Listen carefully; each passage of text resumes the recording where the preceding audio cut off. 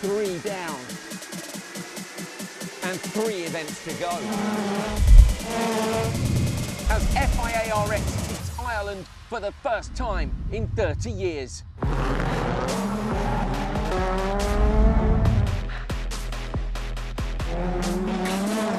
local guys will want to make their mark. But the top drivers will want big championship points. It's game on at Mondello Park.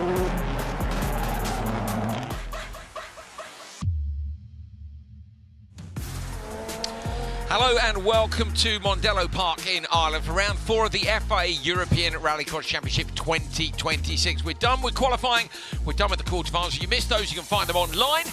In the meantime, you're with us here for the next couple of hours as we get down to the business of the semi-finals and the finals for all our categories. The local category as well for open two-wheel drive, which is going to start the show, which is great fun. We've got a couple of drivers there from the British and Irish Rallycross Championships. My name's Andrew Cody, this is Hal Ridge.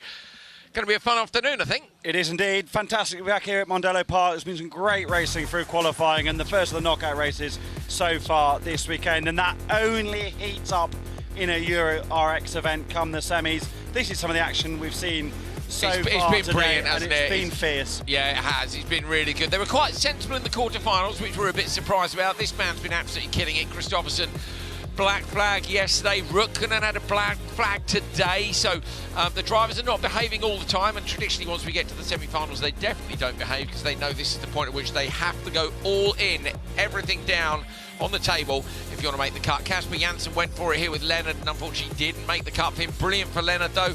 Another Irish driver through. How 4 Irish drivers through to the semi-finals here in Euro RX1. Great showing from the home contingent here at Mondello Park. There's been such a great representation from the Irish fraternity. There is one of the leading Irish drivers in rallycross around the world, Petter Solberg, 2024 European Rallycross champion, starting in front of his father's Peugeot 208 WRX.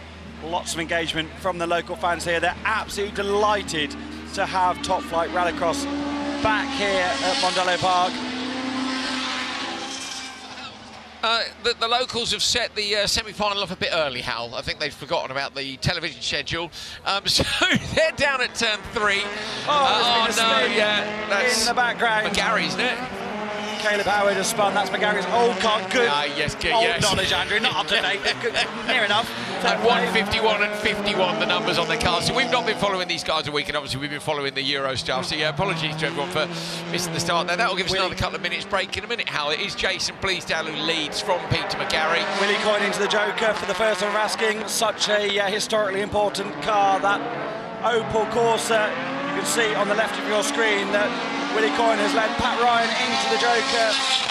But up front, Jason Bleasdale, they're really worried about the oil temps in Jason's car. They have been all weekend in the VX220. A lot of waiting between the 2 pre-grids here at Mondello Park. That's not helping them with that machine, and under pressure here from Peter McGarry. Don't forget as well, Hal, all his previous races have been 4 laps, and now he's having to do 6, so there is a question mark there. 5 laps in this one, I believe. Now, graphics says 6, but maybe it's 5 for the locals. We'll figure it out. So they've only just... I'm fairly sure it was 5 laps, but... see when the checking we'll comes out. We will indeed. Or in Höljes where it didn't come out at all. Peter McGarry has put so much effort in developing that Volkswagen Polo. He'll have been, a bit disappointed, I think, Pete, to not be right on the tail of both James Dean, who we'll see in the second semi-final, and Jason Bleasdale. It was actually a McGarry car, the VX220, that Bleasdale bought in the first instance to step into rallycross. Jason Bleasdale comes from a Motorsport background and has transitioned into rallycross. Sadly, they actually transitioned into rallycross having gone to watch at Croft Circuit in the northeast. They come from the northeast of England, really? And then we haven't been back to Croft since. Hopefully one day Croft will allow rallycross back there because it's much missed in the British that rallycross part scene. of the world, certainly in the UK. And for everybody, we're short on rallycross tracks in the UK. You can't deny that. And it'd be great to have somewhere like Croft back. Great to have Mondello back, Hal, as well in the European Championship. You know, although this is the local series here, the Irish semi-final one for open two-wheel drive. Well, what are the regulations roughly? Short version for people watching at home who haven't seen any of this and have only been watching Euro this year. So these are the regulations are actually running to the IRX modified rules. Modified is like Super National would be somewhere else. So it's not like open two-wheel drive like you would see it elsewhere. There is a weight limit of 950, I think it is. So Jason Bleasdale, for example, can get underneath that weight limit, but he's up put weight in for this weekend. McGarry Jokers this time around. Bleasdale, the only British driver in this race, as you can see from the graphic. But what an opportunity, Andrew, for these guys to drive at home in the biggest rallycross event Ireland's seen in 3 decades. It's okay, they're not part of the European Championship, but wonderful to be on the grid in front of the home. We met a young lad, didn't we, at turn 3 on the first day, who races in the mini series here, and he said, oh, I wanted to enter it, they didn't have enough room because it's such a busy schedule that they've not brought all the categories along. Oh, nice fight going on in the background here. The only driver who hasn't joking is Bleasdale.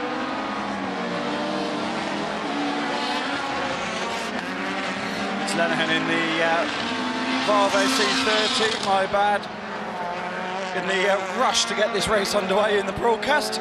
Yeah. Up the inside of Pat Ryan, that Vauxhall Nova has been around a very long time indeed. Pat brought that to the Lynn Legend Festival a couple of years ago. Pat Ryan been competing in the Irish Series for a very long time indeed, but they are miles behind Jason Bleasdale, former Irish champion, multiple British champion in the two-wheel drive category, absolutely dominating this one.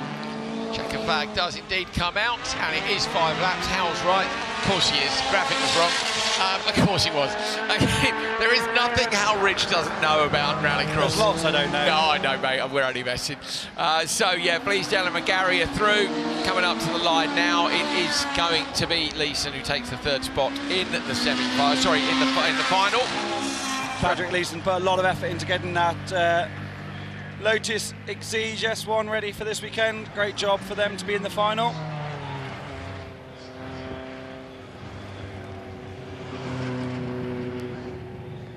Good consistency for Bleasdale. 45.9 was his opening lap, then 46.0, 46.0. There is confirmation of the result. Bleasdale, McGarry, Patrick Leeson are those that graduate through to the final that we will see later on this afternoon. So a big crowd here sitting enjoying the sunshine. Is that an inflatable in the distance, Hal? I didn't realise there were bouncy castles here. Not that we've had time to go to the bouncy castle. We haven't had time to get an ice cream either. Yeah, our producer says they've been on the bouncy castle for half an hour whilst we were doing Q4. No, they haven't really. On the pole then, James Dean. Next to James is Alan Crockett. You've then got Caleb Howard and Philip Kelly and Willie Farrell, and at the back there, Leah McManus, who's done a great job to get her Mini into the final. James Dean, if you're unfamiliar, is 5 times Formula Drift champion, the biggest drift championship in the world. He's also won multiple Drift Master Championships. He's leading FD this year. Doing a great job as well in Drift Masters, as always. He's said he's had probably the busiest year of his life. Absolutely committed to motorsport. This is the first weekend that he's done any, as he called it, circuit race. Oh, in the background, something's broken immediately there at the start line. That's a nightmare. It's a wheel off. So wheel off in the background. That was Caleb Howard, I think, in the Volvo, so he's out. Parked to the side of the road. What a shame. So either wasn't done up or something sheared off as he's gunned the throttle off the line. And that hasn't worked out. But James Dean out front to say, Hal, we spoke to him early on. We had him in the commentary box with us. If you missed it, you can go back and find it. It was during Q4, I think. He's absolutely loving rallycross, and a number of his skills have transferred. He's only human, isn't he? Yeah. But he's also super professional, isn't he? Comes up here in, you know, so many of these top flight drift drivers have just got it nailed, haven't they, on the commercial side, yes, knowing how to present themselves, and James is the best of that. Anyone who watches his YouTube series, I watch a lot of his videos. He's not trying to be anything he isn't, is he? No, he's just himself, and he's really engaging. He likes cars. Like, literally, you know, he said any time I'm behind the wheel of a fast car, driving it fast, I'm happy. And he just said that moving around on the loose, he's absolutely comfortable with, thanks to the drifting side of things, but also the added rush he's found of racing the clock. He said, I'm loving racing the clock, trying to find a 10th here and a 10th there. And you can see that he's the only one of these drivers running right to the wall on the inside, just like Johan Kristoffersson, Patrick O'Donovan have been, and others in RX1 to try and get that side draft off the wall. We were teasing him earlier about coming to Jakarta for the Rallycross World Cup. Hal, on the basis of the way he's driving this car out of turn 3 there, through 4 onto the gravel section at the back, he's so tidy and efficient with his inputs. I think he'd be worse RX1 drivers, definitely. Yeah, he'd be brilliant in a supercar. He's now got the bug as well. I thought it was great, look, laying down a bit of rubber here through on the way into turn 1 and then into turn 2. Derek offered him a run in the supercar, and he said to Derek, I've got my head into gear with this, and I want to be serious about competing in the open two-wheel drive. And he was like, I don't want to drive the supercar. Now he's like, I want to drive the supercar. That's a mark of how seriously he's taking it, though, isn't it? Rather than jumping in something else and wrecking ahead a little bit. Alan Crockett running second in the Opel Cadet. Alan really took the fight to Charlie French in the Super Retro Rallycross Championship last year as part of Five Nations BRX. So nearly got the job done in that wonderful machine in that period livery. Looks absolutely fantastic, doesn't it? And recreated that car for the Lyndon Legend Festival a few years ago, and it's super competitive. They're actually looking at developing other cars as part of the RX NI squad. And you can then see Philip Kelly, who's in the Toyota MR2 Turbo, which is running in P3. Competitor of Irish Rallycross is Philip Kelly. Yeah, but I love regular the big air intake. European Rallycross, and that thing's absolutely wild, isn't it? Yeah, well, look at the air intake on the roof. You'll see in the background as it comes down the straight, the third car in your picture. And it's got a massive scoop on the roof to take in air, especially when it's blasting down the straight at this sort of speed. Anyone who hasn't been to Mondello Park in the winter months to watch Irish Rallycross, if you're in Ireland or indeed the UK, you should get over here. It's not expensive to get over to Dublin. No, it's not. And there's such a wonderful array of cars here. The supercar RX1 contingent is getting stronger all the time here in Ireland, but also the modified category is really old school rallycross. A run what you brung, develop cars at home type concept, and it's full of wonderful machinery that you wouldn't see elsewhere.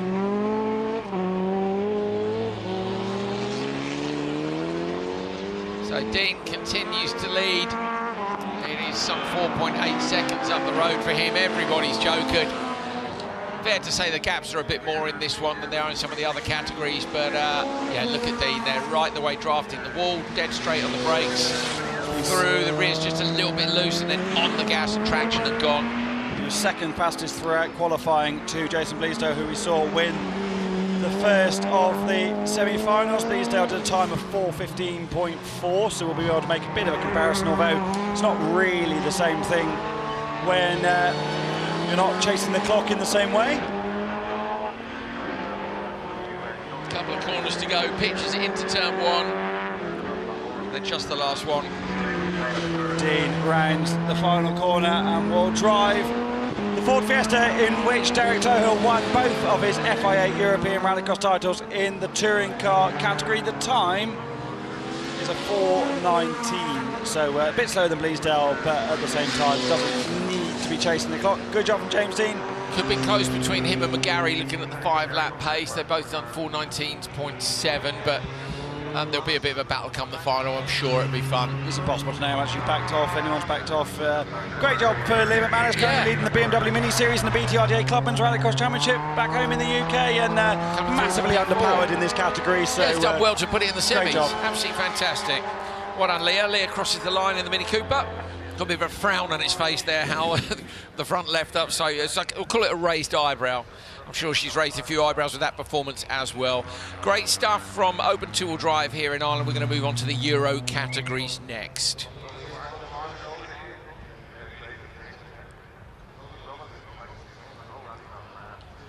Let's have a look at the results from that last one. James Dean, the Formula Drift legend, the weapon, has taken the win from Alan Crockett, and then Philip Kelly, Liam McManus, Willie Farrell and Caleb Howard. Not going to go any further. Caleb Howard unfortunately didn't get it off the start line. Brilliant track here at Mondello Park for FIA Euro RX. Slightly different to some of the previous layouts. So Hal Ridge went out with Patrick O'Donovan for a look round it on Friday. We're here at Mondello Park for the first time in 30 years with FIA Rallycross on a brand new layout. I'm here with 2024 European Rallycross champion Patrick O'Donovan. Brand new start line, new first corner, new turn two. You've tested here before, what do you make of it? You're starting uphill, which is actually quite rare in Rallycross, so it's going to be a challenge for the engineers setting up the car. It's more or less a 90 right down a hill, so it slopes away from you, and then an absolute charge into an open hairpin left. At a turn two, super long straight, heavy braking into a very tight left-hander for turn three. The longest straight I've ever been on in Rallycross, and the braking into here is also super tricky because you're coming up a hill, but also as you come up the hill, the corner only appears at the last second, so you can't really see the corner until you're there. Now in the Joker lap section, Patrick, is going to be crunch time down here next to the starting area as the two lines merge. Definitely super tight coming out of the Joker, but you've got the inside line carrying a lot of momentum around the last corner. Yeah, I think it's going to be a pretty cool place to watch out for over the weekend. And uniquely for here at Mondello Park, the start line is to one side, but on the final lap to complete the race, you need to cross the traditional start-finish line here at Mondello, which is down the back straight. It's going to be fascinating. Patrick, good luck for the weekend. Thanks for your talk. Thank you very much. Lovely stuff from Mr. Ridge. That is the Volvo which lost its wheel at the very start of the race just a moment ago. Caleb Howard, unfortunately, it looked like it was going to spin round on its own axis, but the wheel came off and they get it onto the forks and they'll take that away, and that'll allow us to get ready for RX5.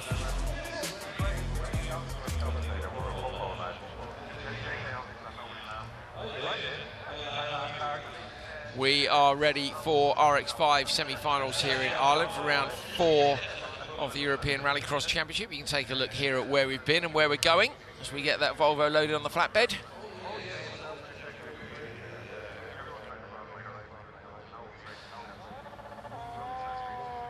Gravel trap, looking to capture anyone who makes a mistake. We did see Ole O'Donovan with it drifting through it earlier. Euro RX Biķernieki, of course, was won by Johan Kristoffersson back in Latvia, and it looked like he was going to be dominant, but then Bakkerud beat him in Hungary. Great driver from Andreas, very different characteristic of circuit. Kristoffersson again in Höljes, even after a black flag. Now we're here in Mondello, and he's looking to do the same after another black flag. So when he's got in traffic, he's got himself in trouble. But he is absolutely brilliant, as we all know. Next up is legendary Lohéac at the end of August. A huge entry. You're expecting 30-plus RX1 cars in the European Championship. The French Championship and the British Championship are there the same weekend. If you were going to go to an event, I would definitely get yourself down there. Brilliant museum next door and an unbelievable amount of supercars in one place. Likewise, Lousada, end of the year, town centre track. There'll be a few bars around it. The Portuguese fans will go mad for a double header, which will see us crown the FIA European Rallycross Champions. Now, some of those cars will go from Portugal directly to the port, and they will be put on a boat to Jakarta, Indonesia, for the first ever FIA RX Rallycross World Cup. 5th to the 6th of December, and I can't wait, Hal. It's going to be very different. Another new region for Rallycross should be good. I've been fortunate enough to go to quite a few of the new regions in Rallycross in the last 20 years, and Argentina, Canada, Hong Kong was incredible. Yeah, that's the one I missed. South Africa, and yeah, I can't wait, because Rallycross is always so well received, isn't it? But especially going to a brand new region. There's some of the team from the event here this weekend, and they're so excited to bring Rallycross to Indonesia, and I think it's going to be really exciting. And hearing some of the names that have been talked about off the record is really exciting. Off the record's fun. Unfortunately, it's also contractual, NDA, boring stuff. But trust me, you want to be there. You want to be there. You want to enter and you want to watch. This is Patrick O'Donovan's car. I saw Patrick a minute ago. He said the front right, one of his front brake pads exploded. Discs. No, it's pad for Patrick and disc for Ollie, apparently. So both of them had brake issues. He said he was using engine braking around the whole of the circuit. But hell, it looks like a setup change. Yeah, this is the Riga damper off, different spring going on. If this is live, they're pushing the limits of the time, but that's what these teams do to try and maximise every little bit. They did panic when I left the awning, so I went there, grabbed a quick tea and left the awning. I was like, we're on air in 3 minutes. And Ollie goes, are we supposed to be out? I was like, no, mate, it's the locals first. That's why you have a team manager and you don't rely on your driver to know when you need to go. They have been first out, of course, all day long, but they're now last out, so we finished the event with a bang. Let's head down to grab some replays, grab some replays of the quarter-finals, so we can take a look back at the quarter-final starts. So that dusty line on the inside, Hal, is definitely tricky as a braking zone. And again here, look, 2 wheels off on the grass on the left. Karai was lucky that Rukkonen gave him a bit of space, but there's plenty of spaces in those first couple of corners for it to go wrong. Absolutely, this is quarter-final 2.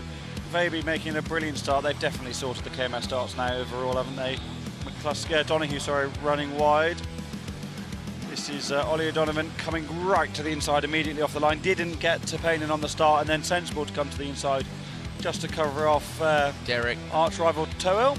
Yeah, he got that done, didn't he? I know he'd be looking to do the same. This was the last of the semi-finals, and for Kristoffersson, it was a great start, Hal, and he just disappeared. See ya. 3 seconds on the first lap. Wow, he's just absolute machine, isn't he, Johan Kristoffersson? And with all due respect to everyone else in this field, these are not the drivers he's going to be fighting with for the championship. Martin Ellen developing a new car this year. Everyone else new to this series, so a big expectation for them to hold it to the 8-time world champion. RX5 semi-final time. On the front row here, Teddy McPherson, who took the top qualifier spot here, and Tim Braumuller. Row 2 is David Kane and Brian Neumeier. Row 3 is Martin Nyirád and Dominikos Kovacs. Remember that Braumüller on the front row has taken a win earlier on this season back in Latvia. This is the first TQ for Teddy McPherson, who only joined us in Sweden. But Nyirád at the back is the championship leader. You've got a black flag in a session. Oh no, McPherson's been left on the line. What a disaster for the British driver. Nyirád with the green top to the car, looking inside, goes deep on the loose section. Braumüller is your leader at the minute as they come down towards turn 1. David Kane gets into P2. P3, it looks like it is Neumeier. That's what Nyirád needed to do though, isn't it? Just to stay out of trouble. Now it's all about trying to put in the pace that we know he has this season. Looks to the inside, into turn 3, thinks better of it. David Kane defending hard on the inside. Kane's got around Braumüller then, so Kane taking the lead. Absolutely fantastic job. Nyirád makes a place up as well, so Nyirád has managed to pass Neumeier. So 2 passes at the end of the straight. Nobody goes joker. Yes, Neumeier goes. So Neumeier dips out from P4. Kovacs is in there, and McPherson has also gone joker. I wasn't sure if he got it off the line, but he was in the background. So McPherson's going to try and bang in some quick laps, but what a bummer to stall it on the line. Yeah, all that pressure as a young driver not working out there, was it? Braumüller, who was so quick earlier in the year, stuck in the wall, didn't he? Tim Braumüller in Hungary a couple of rounds ago. McPherson on a charge in the background, second time's a quick, but has a lot of time to make up. Yeah, he's got Neumeier ahead as well, having joker. Kane is doing a brilliant job here.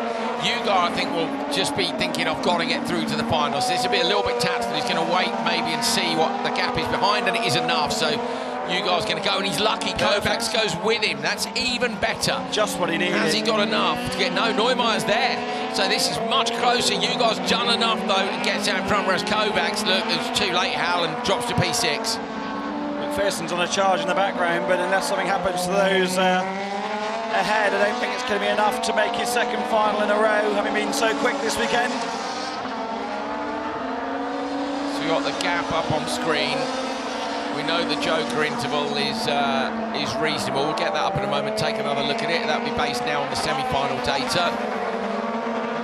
3/10 the margin between Kane and Braumüller, 2 different concepts in the Speedcar Wonder R and the Ligier machine. 3.3, Hal, is the difference between them as Braumüller goes into the joker lap. So Braumüller's in, yeah, Nyirád's going to try and get him, but Braumüller is just in front. Nyirád only needs P3 here to go through, goes through the outside line in turn 1. Going to dip underneath him surely on the run to turn 2, goes out deep on the brakes and look for a great exit. This is where you can see that Nyirád is absolutely on top of that car. So close to touching wheels, but you've got such good visibility of the front wheels in these cross-car machines. He's pulled out, Hal, look, he's going to drive around the outside of him, bit of slipstream. Nyirád then closes the door dead straight on the brakes, and Nyirád passes Braumüller. Nicely done. We've seen that earlier as well. Slipstreaming in the cross cars is really working, but also not sure on the gearing. Yeah, that could all be a little bit different, especially between the 2 different chassis manufacturers. Nyirád running right to the outside there on the way between Rallycross 3 and 2. 3.9, Hal, is the gap at the minute. If he can get that down to 3.3, he could get himself on the front row here. Bearing in mind, literally 1 session ago, he was sitting in P14 and wasn't going to even make it to the semis. Nyirád's only taken a 10th out of Kane, though, in that previous lap. So Kane will hope to hold on. Have a look here as they come over the line at the gap. It was 3.8. Another 10th, it's not going to be enough. Kane's doing a brilliant job at responding to one of the championship frontrunners here. David Kane could be our first guest driver to take a win at this rate, Hal. We've got a bunch of regulars, haven't we? 3 different winners from 3 different rounds. Braumüller at round 1, Valentin Compter at round 2, and Diego Martinez at round 3. So are we going to see a guest driver do it here? Nyirád's going to be close, though. Martin Nyirád might try with a slipstream up to the line at this rate. He managed to get it done last time. Kane leading as he comes through the right-hander. Nyirád again comes out wide, he'll get that great exit again, but has he got enough legs? I don't think he has on the run to the flag. So close between the top 4, look at this, I bet it's under a second between them. Over the line, David Kane. And Nyirád's still there. So Nyirád's got a lap to try and find a way through. I don't think there's anywhere sensible to pass Hal other than those first couple of corners. And look at this. I mean, McPherson is right there to pick up the pieces if it goes wrong. Oh, so close to the wall for Brownweller, was it, that just nearly clipped it? No, it was Teddy McPherson that just ran right to the wall. I've been thrown off guard a bit by McPherson changing the colour. I wonder if they changed the colour on the front of the car. Yeah, the red, based on what we said earlier. They put red struts down either side. I thought exactly the same. How he couldn't be closer. McPherson having a look in the background. He hasn't managed to make it stick though. McPherson with the red screen is going to be P4 and just miss out. David Kane goes through as the guest driver this weekend. Martin Ugar and Tim Brownweller through as well. Ugar with a brilliant recovery job to make it through to the final. And that's more like it. Feel a bit for McPherson, how he did so well to get back to there after that shocking start. He really deserved a spot in the final. But Teddy McPherson, Brian Neumeier and Dominikos Kovacs are out. David Kane goes through to the front row with Martin Ugar and Tim Brownweller. Relentless pace from Teddy McPherson, smashing in 45.2s throughout the race to close the gap. Just didn't move. I don't think he had it in gear, Andrew. The car did not move from that shot on the drone. Yeah, I'm with you. So maybe the yeah, it would, wouldn't it? If you'd stalled it, you'd see the nose come up, dip. Shame for him. Look how far back he is in the on the opening lap as David Kane's defending from everybody else. He's going to be very happy with his pace, isn't he, though? You know, although it would be disappointed not to make the final, I think you go, you know what, I'm all right, I'm on it. He'll be disappointed that there isn't more rounds anytime soon for the RX5 category, really. When you're on that sort of vein of pace and you want to make up for having a disappointing result, you'd want to go again in just a couple of weeks. But that comes to World Cup, Portugal in a couple of months' time. Yeah, RX5 at the World Cup will be, I'm sure, hotly contested, as is the nature of the category. This was the merge between Kane and Ugar. Ugar was hoping to do the same as he'd done the previous lap to Brownweller, but he wasn't quite close enough. And checkered flag came out, and they were indeed separated by 1 second and 8 thousandths over the top four. Semi-final number 2. Had Ron Driver go through from each row in the last one. Let's see what happens this time. On the front row, Armin Raag and Ben Bartlett. Row number 2, Diego Martinez and Flavio Martins. And row number 3, Marek Michik and Otto Horvath.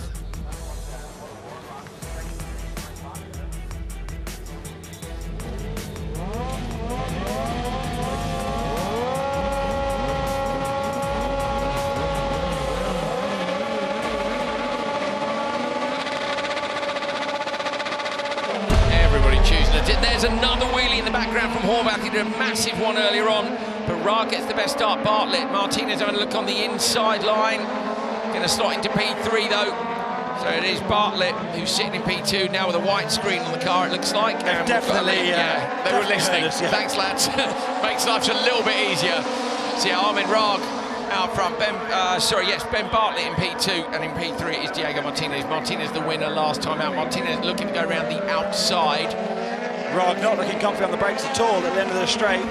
Wasn't really sure where his line was at that stage, but I had a little look to the inside, thought better of it.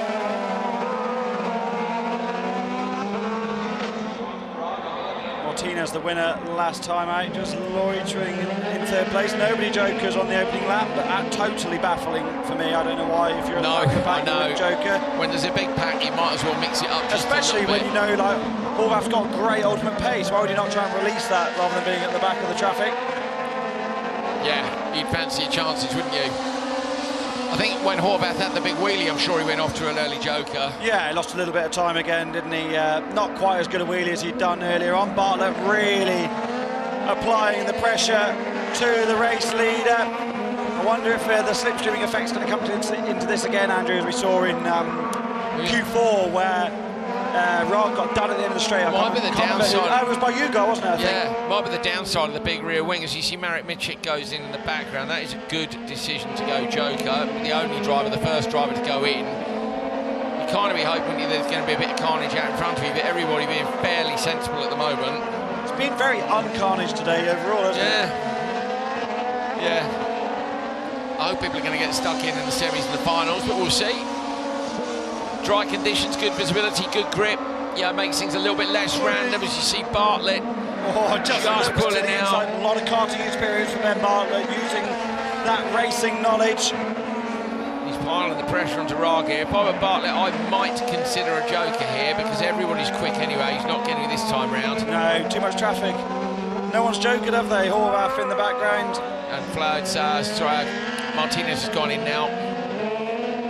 Martinez trying to cover off Horvath, and Horvath, oh, he's getting almost there. Horvath on the inside here. Horvath going to try and go deep, but around the outside. Martinez is on the inside now for the left-hand hairpin. Spanish driver holds the position. Horvath will look for a better exit, but it's nicely done by Martinez. Good vindication for me that Bartlett shouldn't have joked then, because he would have been right in that fight, wouldn't he? And at the moment, look at the slipstream again, though. Look at this, Horvath again. That's a tidy old place to be clipping wheels if you're not careful. I might have gone to the right instead of to the left there, but it's like a double slipstream, actually, isn't it? If you're behind and you get a side draft off the wall. Yeah, we've not seen really cross-car slipstreaming before, have we? It's definitely coming into play here. Joke like this time round for Martins has gone in, but isn't going to be able to cover off the drivers behind. So Miček drops back. Oh, Horvath hasn't been, of course, has he? Oh, problem. Martins is slow on the exit. Oh dear, what a shame. So Martins looks like he's out. That's really opened things up for Bartlett and Rag, so now they need to split the strategy 100%. Bartlett needs to go in if Rag doesn't. Good job from Martins to get off the racing line. Yeah, that's getting parked. Very fair. 0.5 of a second between Rag and Bartlett, as you can see, and this time round Bartlett goes joker. So watch for the gap back to Martinez on the left-hand side of your screen. It should be enough. Wait for Martinez. Bartlett's got a problem too. So Bartlett's going slowly in the joker lap. Well spotted. Hal needs to get that off to the left-hand side. Good lad. He's managed to get it off the racing line. That is absolute heartbreak. I was going too late. I wondered if it maybe lost the chain when it lost drive under load there, but he's like his friend Teddy McPherson, not going to be in the final this afternoon. That is a shame, isn't it? Both the British drivers missing out. David Kane going to be the guest driver to go through as a Brit. Armin Rag on the final lap will go joker this time.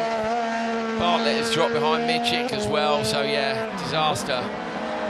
Rag through the joker. Watch for Horvath in the background with the black and yellow, assuming he doesn't miss the joker. We have seen that this year. Martinez going through. Here comes Horvath. Is Miček going to get Horvath? Miček is. So Miček gets around the outside of Horvath. Horvath's left it too late. The gap's too small, and Marek Miček is going to make it through. And it's Armin Rag who's going to go through to the front row of the final. Great from a championship point of view. He's sitting in P2 in the standings at the minute, 7 points behind Martin Ugar. Ugar has made it as well. So there'll be a proper fight for championship points later on today between Armin Rag and Ugar.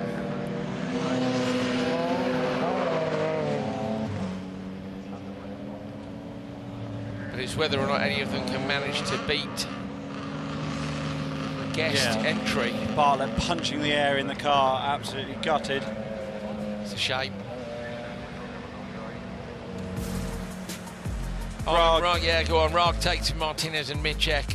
Horvath, Bartlett and Martins are out. Miček doing well on that final lap. Again, one driver from each row making it through. Normally you see the drivers up the front get it done, Hal, but not today.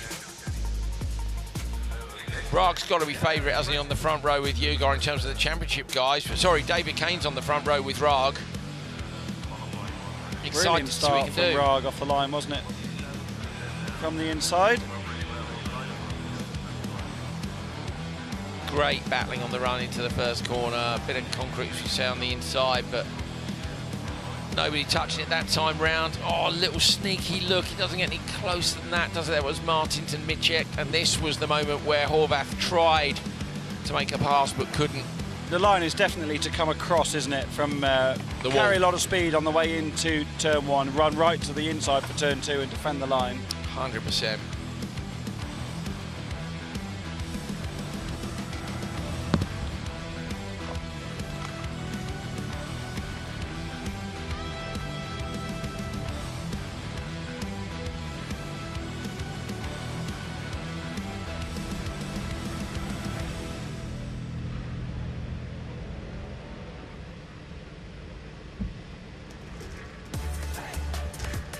So we've got a bit of a recovery to do here. We're Get that one dragged in and away. I think I'd have my lid off by now on a hot day like today. Back of the car, so something to do with drive probably.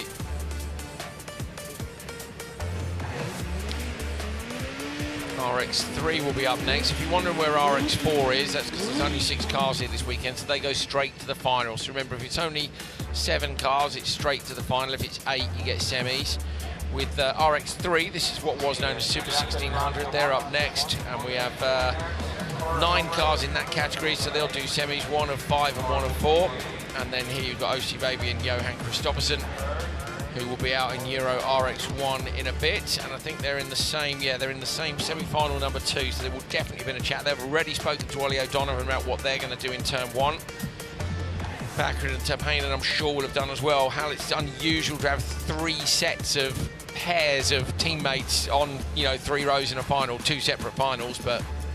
Yeah, it makes it less exciting for us, doesn't it? Because Yeah, we'll be just trying to stay out of each other's way. But at the same time, when they fall over each other, it's a bit more entertaining, isn't it? If they're nicey. Oh, I should see. Selfies with the fans. I think that lad's hoovering them up. He was over here earlier on as well. I said, are you supporting Bakkerud in that T-shirt? He said, yes, I am.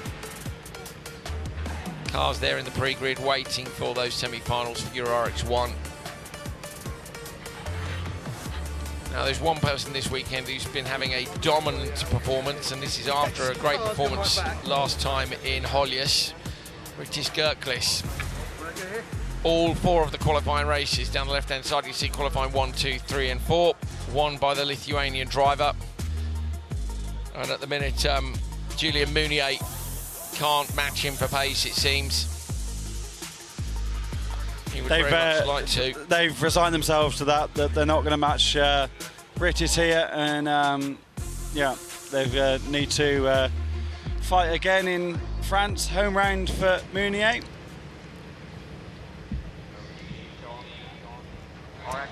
I can smell barbecue food here. I'm getting into it. Euro RX3 semi-final number 1 coming up next then. Mattias Ekström on the front row with Nicholas Gellens, who, as his mum said earlier, has pulled his finger out. He is going well here today. Dylan de Vos and Václav Tumor on row 2. And on row 3, Marcus Rosrud. Rosrud seemingly with not enough pace down the straight earlier on today, which is something Mounier was moaning about as well. Moaning's not fair, noting. And that can be not having enough power in the engine, it can be not having the right gear ratios in the cars, lots of things. And as we discovered the first time we went to Canada with the World Championship, everyone was like, wow, the straight here's long, what are we going to do about it?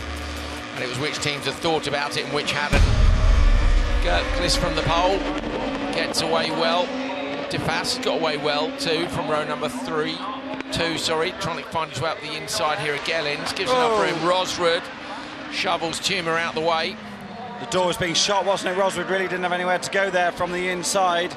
No, fair. Just clipped that tyre wall. It's still standing up behind us in our commentary position, but Mattias Ekström is away and gone. And I chatted to him in the media pen last night, was really not pleased with his day, despite leading overall, that he had made a few too many mistakes. He's hard on himself, is Mattias Ekström. They've got Christian Szabo working in the team all the time to try and help him. Look at Václav Tumor, how he's all over the back of Rosrud. So we did see, and he goes Joker. We did see in the last of their qualifiers, Rosrud get overtaken on the straight, but there is definitely that element of slipstream down the straight here because it's so long. He pulled out a minute ago, though he didn't have the legs on De Vos in front of him.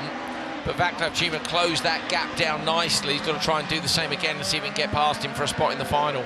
To be honest, the most I've seen of RX3 all weekend is when Dylan Dufar was desperately trying to run us over while we were entering Fabien Payet in the Payet competition awning earlier on. So this is all brand new to me, to be honest.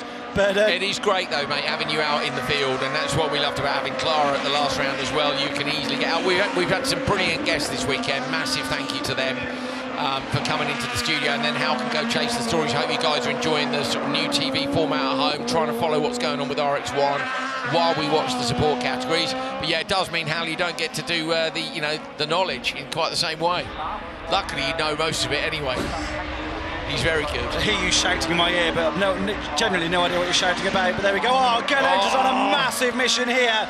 Runs the car deep, gets all the weight transferred the other way, buries the throttle in the front-wheel drive car. That's all you can do at that stage, is keep it lit and hope that you can point the front wheels in the right direction. I think he's going to have lost a bit of time there. He's still only 1.2 off the back. The towing strap flapping around on the front of the car. Look, he's just got unsettled a little bit on the curb on the inside. Runs to the outside, drops the wheel in the dirt, misses his braking point on the way in, sends it in, looks the front. He's actually done well, hasn't he? The front wheels are locked right over to the left. He's buried the throttle, it's gone, and he's just tried to pull it straight. Yeah. Rosford's gone joker in the background. This is to cover off Václav Tuma, but Václav Tuma is going quickly, and I think we'll edge him. Look at that from Tuma. Got it turned in really early. Maybe a little nip on the bar there. I think the weight had just transferred the car, and it was sideways on him again. Kept the foot in these wonderful 600 machines. That's what Karai was looking for earlier, wasn't it? Even with four-wheel drive, he couldn't keep himself out. Rosford there into almost in the rear, I think, of Tuma. Maybe contact between them. Let's have a look down the straight now. This is what I mean about him not having the legs. Look, Václav Tuma is able to drive away from him, how? And in theory, he's got the advantage of a slipstream. Yeah, Václav Tuma's got plenty of horses there. Not necessarily all aero or slipstream either, is it? He could just be down to raw engine power, and I think that's what Muniz feels like he's struggling a bit with at the moment. Oh, Gellens sideways again at the Joker merge. The Antiguan driver fully on top of the car. Rosford too. I wonder if there might be a bit of gravel across the track there, Hal. Everyone's getting sideways in there. Conditions always changing, which is what we like. Sprinklers we need. Bernie Eccleston sprinklers would be. Yes, would be I would be all over sprinklers. As long as I can have the button. Yeah, yeah. Oh yeah, the final race, you get it a bit wetter. Yeah, semi-final 2, drenched.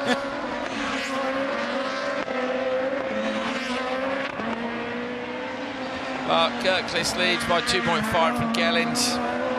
Still with a lap to go. Gellens will go joker here. That's a good move, I think. Has he got enough over to fast? Just about, I reckon. Plenty. Yeah, nicely done. So Gellens' pace has been pretty good this weekend. We saw the mistake a minute ago. He did well holding on to it coming out of turn 1. I think when you drop a wheel like that, you can't panic. If you jump on the brake when you've dropped a wheel and panic, you're definitely going to drop it. You're better to do what he did, which is go deep. Gather it up on the bar. And to anyone who doesn't drive a competition car, and I know you, obviously you've done a lot of tuition, haven't you, yeah. at various places, the most unnatural thing is to jump in the throttle, but in a supercar or in a front-wheel drive car, quite often the only solution is to press the pedal. It only makes you go faster in theory. Yeah, when you're having a moment, the first thing people do if they're a bit of a novice on track days, and it obviously depends on the car, it depends on the weather, yeah, and you jump on the brakes because you get object fixation, which is where you look at the thing you don't want to hit and then you hit it. And actually there's lots and lots of things you can do to try and avoid that, but it's easier said than done. The more little issues you have, the more times you get it a bit wrong, the more you learn what the backup plans are, you know, reach for the handbrake. That's why I hate modern cars with electric handbrakes. If it all goes wrong in the snow, it's not the one. No snow today, sunshine and great results for Ritchie Kirkcliffe. He's won everything so far today, all his qualifiers, and now his semi-final. Nicholas Gellens goes through with him. He's making it look easy, isn't he? Yeah, he has, to be fair. I think he's, I don't want to give him the commentator's curse, but I think he's looking a bit unbeatable today.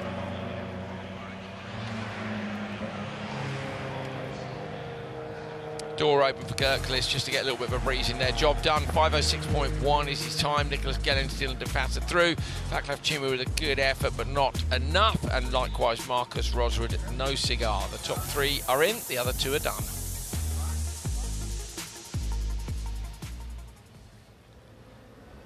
Second semi-final. Only 4 cars in this, so only 1 to miss out. If you'd asked me earlier on the weekend, I might have said it would be Ferreira, but Ferreira was great in the last qualifying session. Had a P4, a P5 and a P6 this weekend, Ferreira. But the front row, Julien Munier and Samuel Kovacs. And row 2, Tiago Ferreira and Nibor Tegez.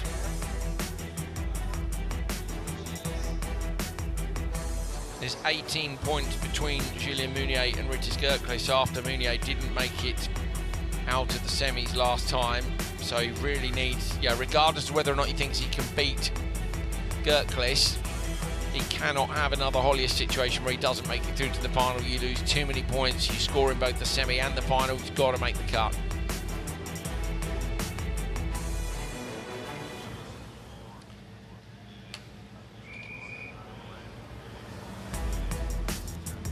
cars coming round to the back of the grid apparently for the next one, which will of course be Euro RX 1. Semi-final 2 for RX 3 to do first of all. It's up for the marsh, you hear the cars clunking the gear. Do love it when we've got a decent microphone down on the start line. Just hear so much more.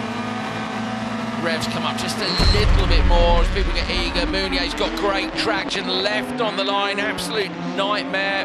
Kovac's going nowhere. Inside Ferreira looking at Tiges. Ferreira makes the pass, Tiges drops in behind. Tiges will try and go around the outside, but not enough space, looks to the inside. Out front, Meunier has got away nicely. Has Kovacs continued? Yes, Kovacs is coming round behind commentary now, but it seems to be going slowly, so Kovacs is out, and that hull unfortunately means this is a bit of a showcase run, and to say that, Ferreira does his best to throw it away. Tiago Ferreira at the end of the straight, way too sideways. Yes, you don't want to be on row 3, but I think I might be on the radio here to everybody saying, chill out lads, like this literally, you're all going to make the cut. Late decision for Tiaz to go into the Joker on the opening lap, but like you say, the correct thing to do. Kovacs drove past us without changing gear, was sat on the limiter, so it suggested some sort of transmission problem for the Skoda Fabia.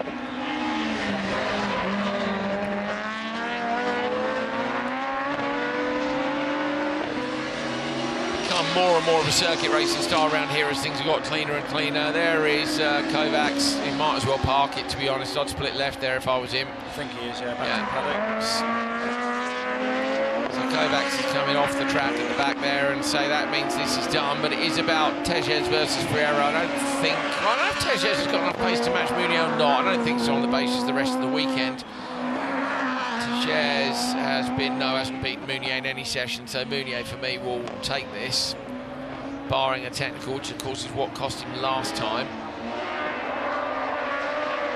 Good job from Ferreira. Solid pace. I'd say this is a step up, and there's a bit of Mondello about this circuit, isn't there? Maybe that suits the Portuguese driver. Yeah, he's out the car, disappointed.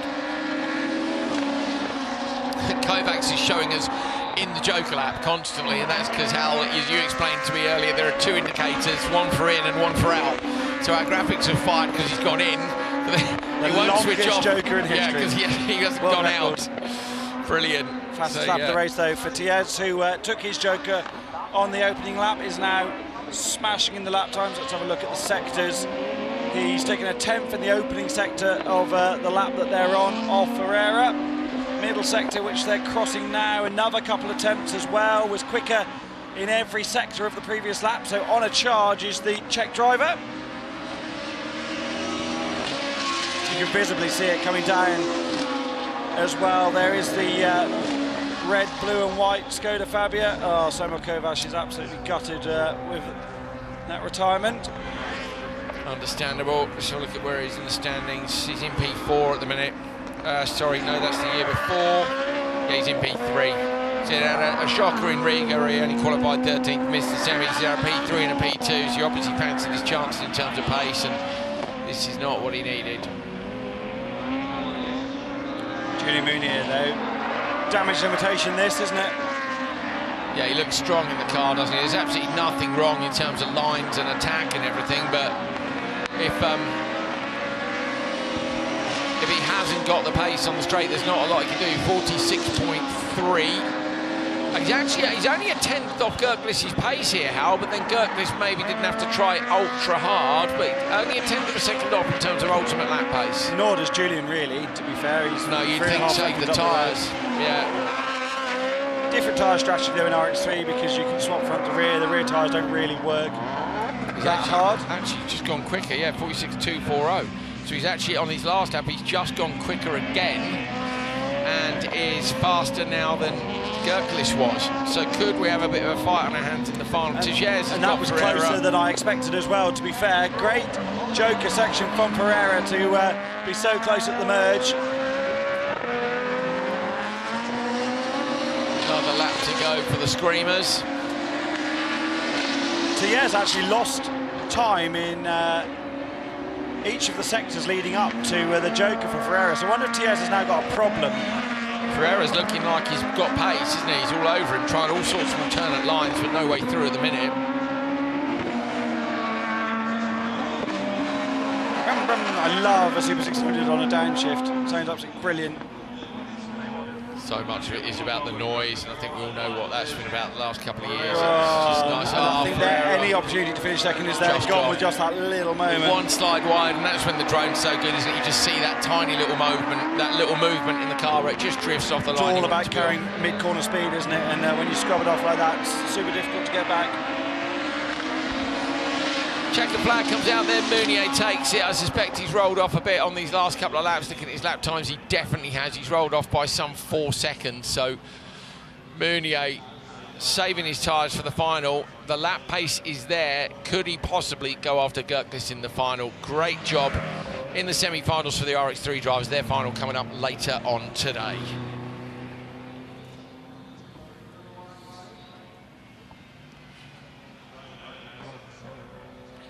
Let's have a look at the result from semi-final number 2, Julien Meunier, 5:09.8. So it's only 3 seconds off Gürklis, and say he definitely rolled off, but we think Gürklis did the same. Libor Tejez in P2, Tiago Ferreira P3, Samuel Kovacs unfortunately a DNF, and he was sitting 3rd in the standings, so he is understandably disappointed.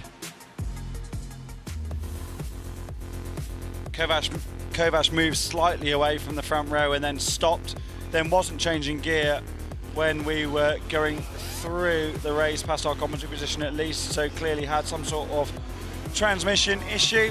Shame for the Hungarian. Good race between these two, Ferreira and Tejez. And there is Kovacs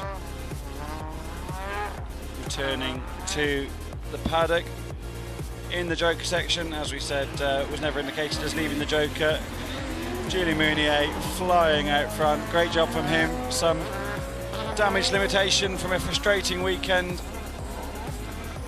You never know what can happen in the final, do you? It could all go horribly wrong for Ritters Gürklis, who has dominated so far here. Close stroke emerge between Ferreira and Tejez at the end, and it was close between the top 3 come the line. Meunier backed off towards the end to save the car. We will see more of him later on in the final. Okay, semi-finals for RX1. You can see everybody is now around the barriers. The grandstands are full, and everyone is getting themselves ready for the launch down to turn 1. Proper launches. 4-wheel drive, 600 horsepower, 6 cars in each of these races. They're rumbling away. They're good to go. So are we.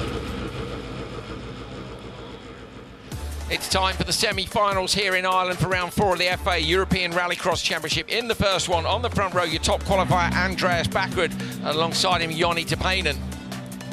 Row number 2, Patrick O'Donovan and Ollie O'Donovan. So 2 sets of teammates, front row and second row. The second row is father and son. And then Juha Rukkanen at the back, the 3rd car, of course, from the set garage, but having not had the best day today with a black flag. And the other local hope, Derek Tohill, P6. Spicy this one could be. See how sensible it is. Let's see what the plan is. There's the look back from Topainen, Ollie O'Donovan. His son Patrick inside.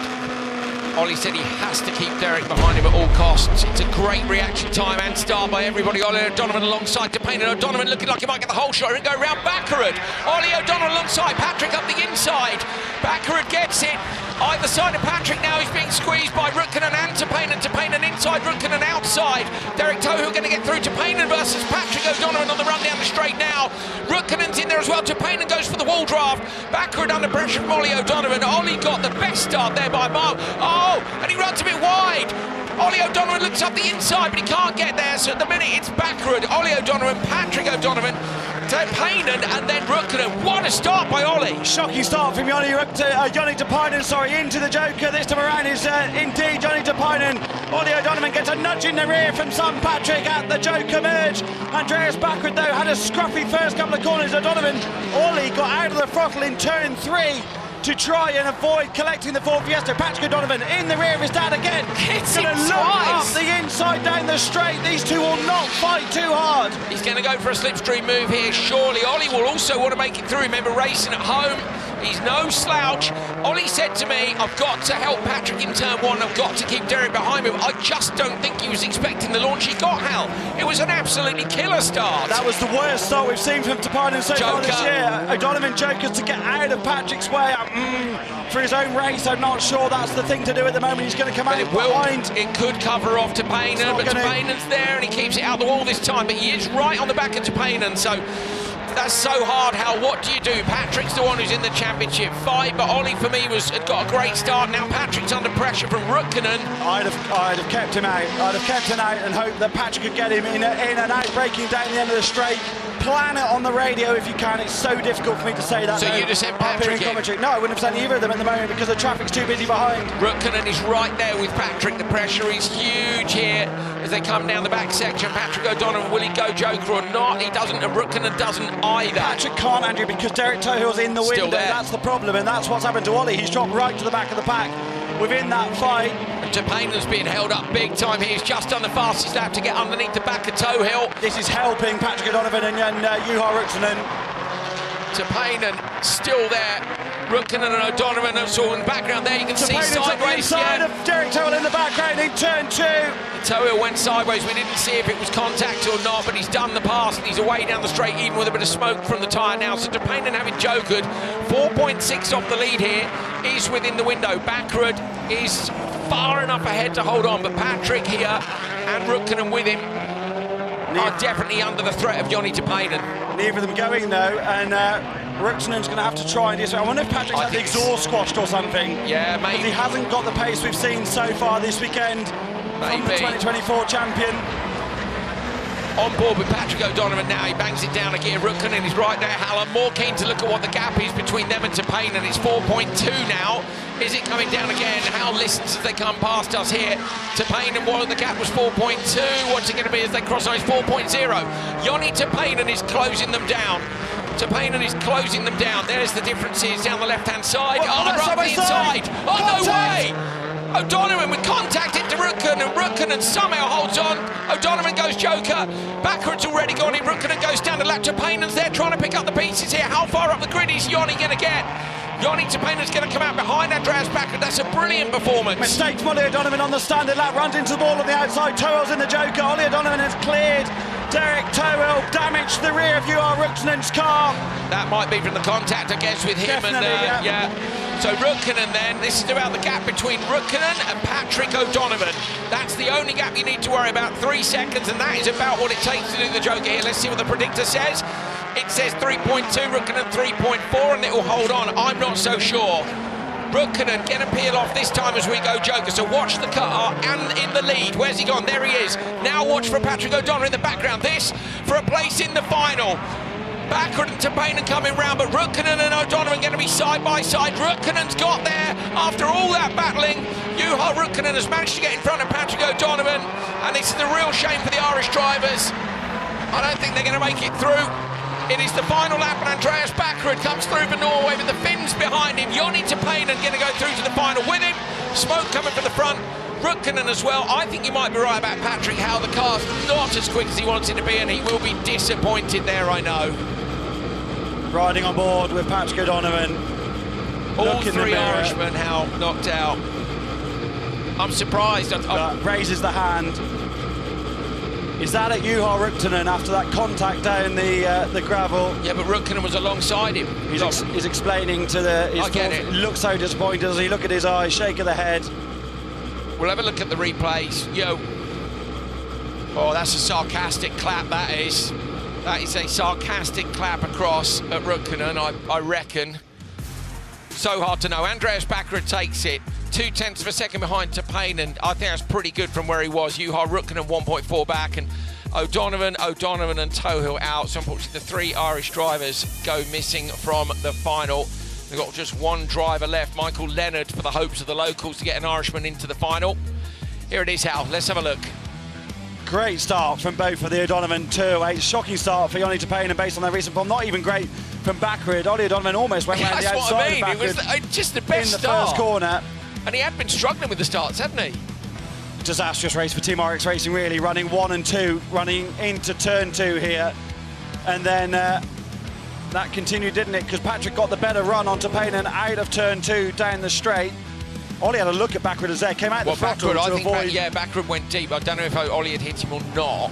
So at this point, as you say, they're in, both the O'Donovans are in. But Tappanen goes joker now, which is absolutely the right thing to do. And now Patrick starts giving Dad the hurry up, which I understand. But as you were saying, he can't really go joker that early, and you would have kept them out another lap. But would that not have compromised Patrick's pace more? Well, it didn't work, did it? Yeah, well, what we saw didn't work, so you'd have to try something else if you redid that again. Wide. That was Tappanen getting up the inside of Derek Tohill. Tohill jokered late in the race. Which was pretty crucial for Tappanen, actually, wasn't it? If he hadn't got past Tohill, that's Rukkonen with O'Donovan. Now, this is the side-by-side.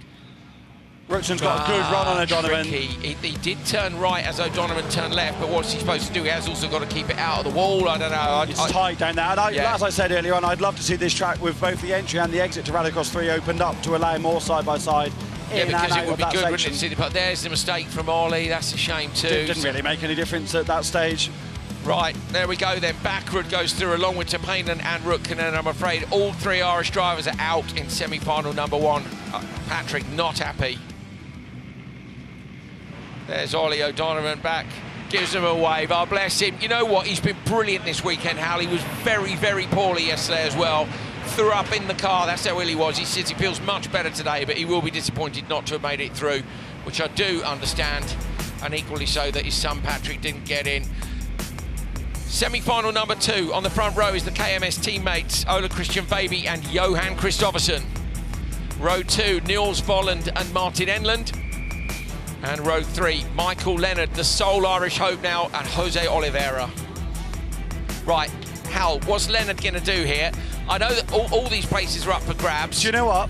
I've got absolutely no idea. And that's having watched him do Rallycross for some time now. So what's Leonard's reaction going to be? We'll see.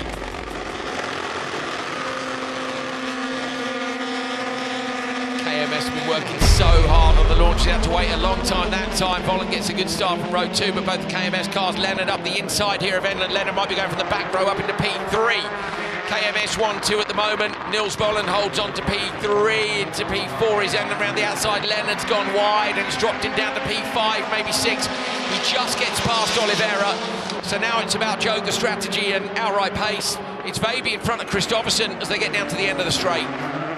Michael Leonard has had great outright pace this weekend when things have been going well. Now he'll be totally reliant on his spotter. I guess it's Damien Mounier spotting for him this weekend, and they'll really need Mounier to be on his A game to try and get Leonard out of the traffic into the joker. That's where around goes Michael Leonard. I think that's a good move, to be fair.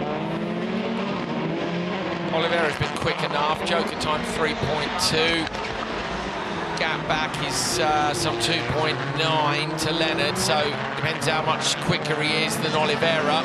So you see the drone chase in the back. Veiby here's managed to gap Kristoffersson just a little bit. The gap's gone up by 1/10 of a second, but there are bits of the circuit where Johan looks very dangerous indeed, and we all know what he does if you give him one clear lap.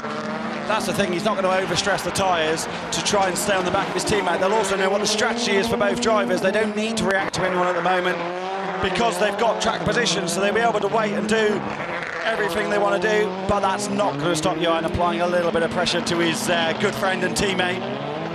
Volland is in P3, and at the minute he's in that box seat, but you need to watch the gap back to Leonard. Remember, the top 3 go through to the final. Veiby, I'm sure, would love to be on the front row. Hal, you interviewed him earlier, and he just seemed a bit frustrated that he couldn't find that last bit of pace that Johan's got, but he seems to have found it here. But is Johan just waiting? With all the greatest respect, I think that's a story of Veiby's KMS career, isn't it? Because Johan's always got a little bit extra, but OC has developed massively in the last few years. As I said yesterday in one of the broadcasts, he's no longer a rally driver that's come rallycrossing. He's a racing driver, and he's very capable indeed. Must be so hard having a teammate like Johan who always seems to be able to pull a little bit more. It's like being alongside a tenor, isn't it? Verstappen and Hamilton, those guys at the peak of their career. And Kristoffersson is right at the peak of his career. Absolutely, mate, absolutely. The trouble they've got here is nobody is jokering behind them, so the window is not opening. Although having said that, they're 4.8 up on Volland. So with the scrap going on in the background here, Hal, I think Leonard is in a position to go through here, but he's got to get onto the back of Oliveira if he can.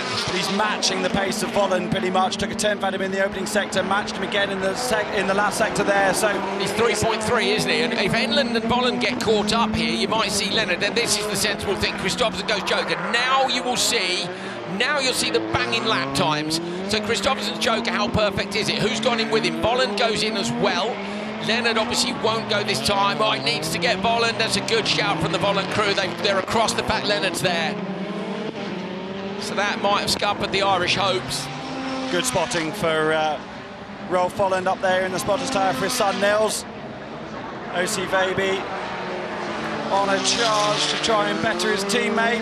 Gap was 3.5. We'll keep across that as they come around. 3.5. Identical first sector. He's got to go now, surely. Don't let him have 2 laps, and he doesn't. In goes Baby. 3.5, still the gap. Here comes Kristoffersson around the outside. He's already looking quick. Kristoffersson going to try and get OC. OC's got that inside line. OC Baby lightens the car up, straightens it up, and he's got it. Great exit for OC Baby. Kristoffersson's lining him up here, though. Howdy's going to try and get a better exit up towards turn 2. Johan Kristoffersson now going for the deep lunge, and then he'll go for the better exit down the straight. Is this going to be a slipstream pass on his teammate? Hammering down the straight now. They've got a lap to go. Brilliant. Look at how that Polo reacts to the curbs there on the exit of turn 2. What a car that is. So Kristoffersson here is maybe not going to be on the front row in the final, and that's going to make things a little bit more complicated for the KMS guys, but Baby's still going to hold on for another half lap here. Good job by Baby, how he managed to keep the pace even when Kristoffersson was putting in his mint laps like we know he will. Yeah, brilliant job from OC. He also knows in this situation that Johan's not about to fire him off. Might give him the odd nudge here and there, but he's not about to do an unnecessary lunge, although Johan's looking very racing in the background. Indeed, in the background here as well. Who comes through? It's Volland. Michael Leonard's there, but he's just going to miss out. It's going to be a side-by-side Le Mans style finish almost in semi-final 2 for the 2 KMS cars. Baby and Kristoffersson go through. Nils Volland has got the Irishman right behind him, and I am sorry for the local fans because Michael Leonard's done a brilliant job here. But unfortunately, it's not going to be enough. Nils Volland makes it through to the final. And Michael Leonard, the last Irishman standing, is out. I think when they look back at it, Leonard will be pretty pleased to have just missed out on the final in such a competitive weekend, especially after the hardship he had through the qualies. Volland hasn't even made it out the quarters so far this year, Hal, so that's an absolutely brilliant performance by Volland. Nils Volland P3, Johan Kristoffersson P2. His teammate beats him by just about 0.2 of a second, so Baby will be on the front row with Bakkerud. Row 2 will be Tepainen and Kristoffersson, and row 3 will be Rutkanen and Volland. Michael Leonard, the last Irishman in RX1, unfortunately hasn't made the cut, along with Enland and Jose Oliveira, but good effort. Great to see the local drivers putting on a show for the local fans.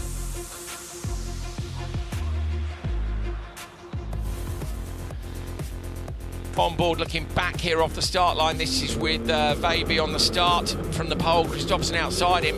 Got the launch dead right. Volland from row 2 goes to the inside for a turn 1.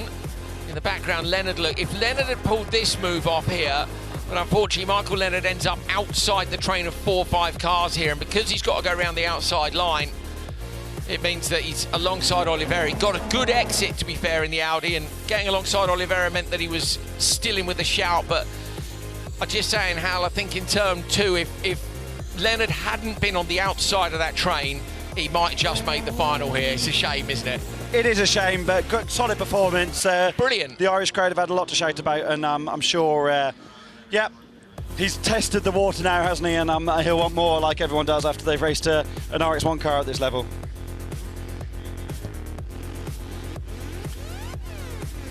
Sideways in the background, trying to make those passes. It was a bit of a display run, wasn't it, in the end, from the 2 drivers from KMS. Fantastic performance by them. And we're getting ourselves ready for the final. So we're getting ourselves good for open 2-wheel drive, Hal. Jason Bleasdale will start on pole position. James Dean, 5-time Formula Drift champion, alongside him. What can he do from second on the grid? Peter McGarry, third. Alan Crockett is also on row 2. Patrick Leeson, and it is Philip Kelly who completes the grid. Lights go green. We get going in open two-wheel drive here at Mondello Park. Brilliant start for Jason Bleasdale. Peter McGarry up the inside of James Dean into the first corner. Now we've got a race of it. What can James do on his Rallycross debut? He's having a look. He's not. Oh no! He's got into a James. No! Oh, that's a shame. He's going to be in trouble for that, Hal, isn't he? Well, they're teammates. They're part next to each other in Derek's tunnels. Oh no! Now he's going to have to go back and face the walk of shame, isn't he? That's a shame. And a nicer guy than Peter McGarry. You couldn't fire off. They're what a both shame. lovely, aren't they? He's such a Peter's going to be fuming about that. But there we go. Okay, so that's rather taken away. McGarry's shown as the leader. He definitely isn't. It's Bleasdale who's the leader. There he is. McGarry drops to B6, which is where he is in real life. Bleasdale's dominated this weekend, hasn't he? Despite those oil temp issues they've had with their Vauxhall BX220. Now the graphic on the left of your screen is correct. Kelly into the Joker this time around with the wild Toyota MR2. But Bleasdale out front is under no real pressure at all. Patrick Leeson on the coattails of Alan Crockett. And James Dean, Andrew, is loitering in the background here. It's not out of the question that Dean could still get on the podium this afternoon, despite having to drag his way out of the kitty litter in turn 2. Oh, what a shame. It's not over.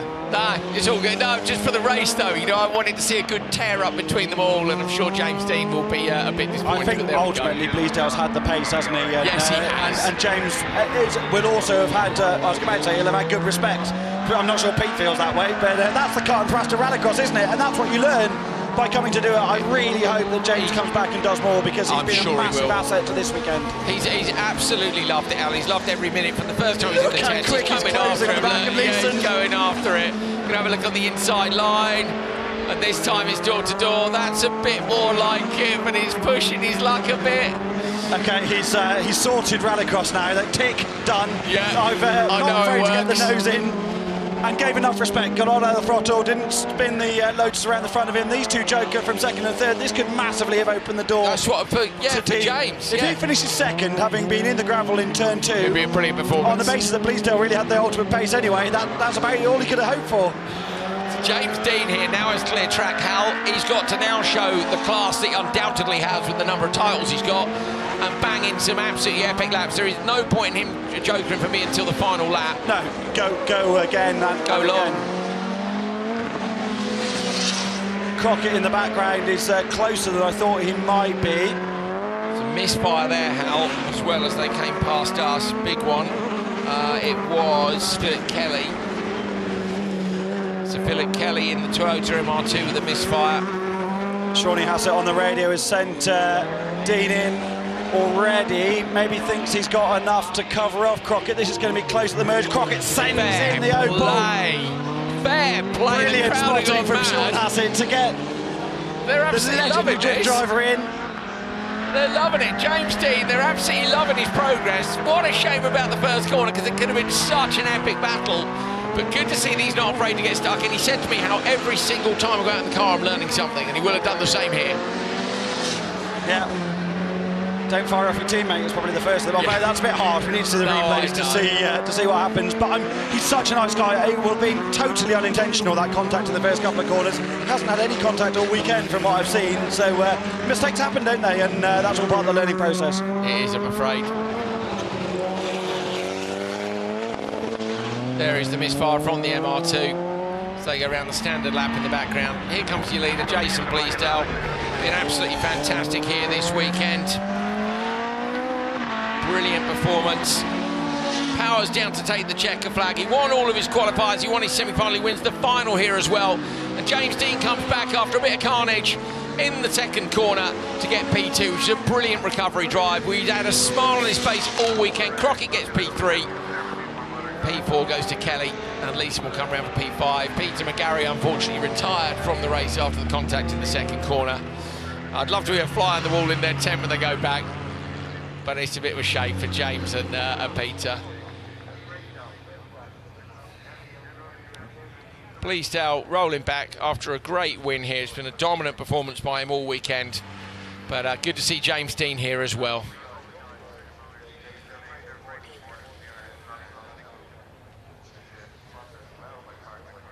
Take a look at the results from Open two-wheel drive, the local category here in Ireland. Jason Bleasdale takes the win from James Dean. That's where they sat during qualifying. Alan Crockett gets P3.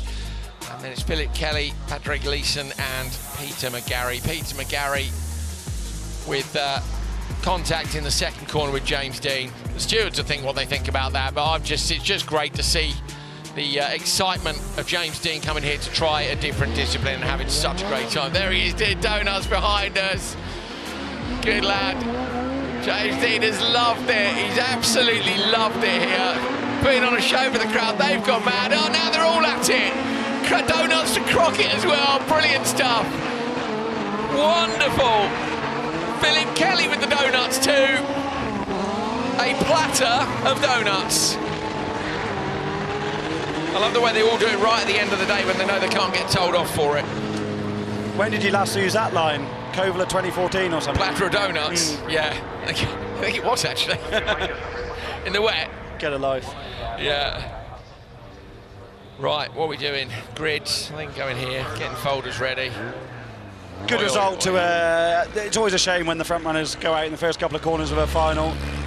But yeah, a great race nonetheless, and great pace from James Dean to finish in P2. What a showman, Hal, as well. Like, you know, with the donuts at the end of the race, he brilliant. gets it, absolutely gets it. Didn't get a good start, as you said. It was a great start on the inside by McGarry. So he a little nudge there, nudge in the rear of Pete, removes the rear bumper off the Polo.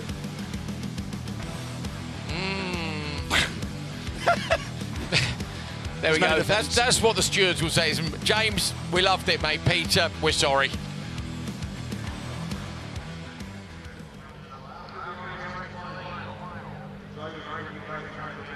We continue with the FIA European Rallycross Championship here in Ireland.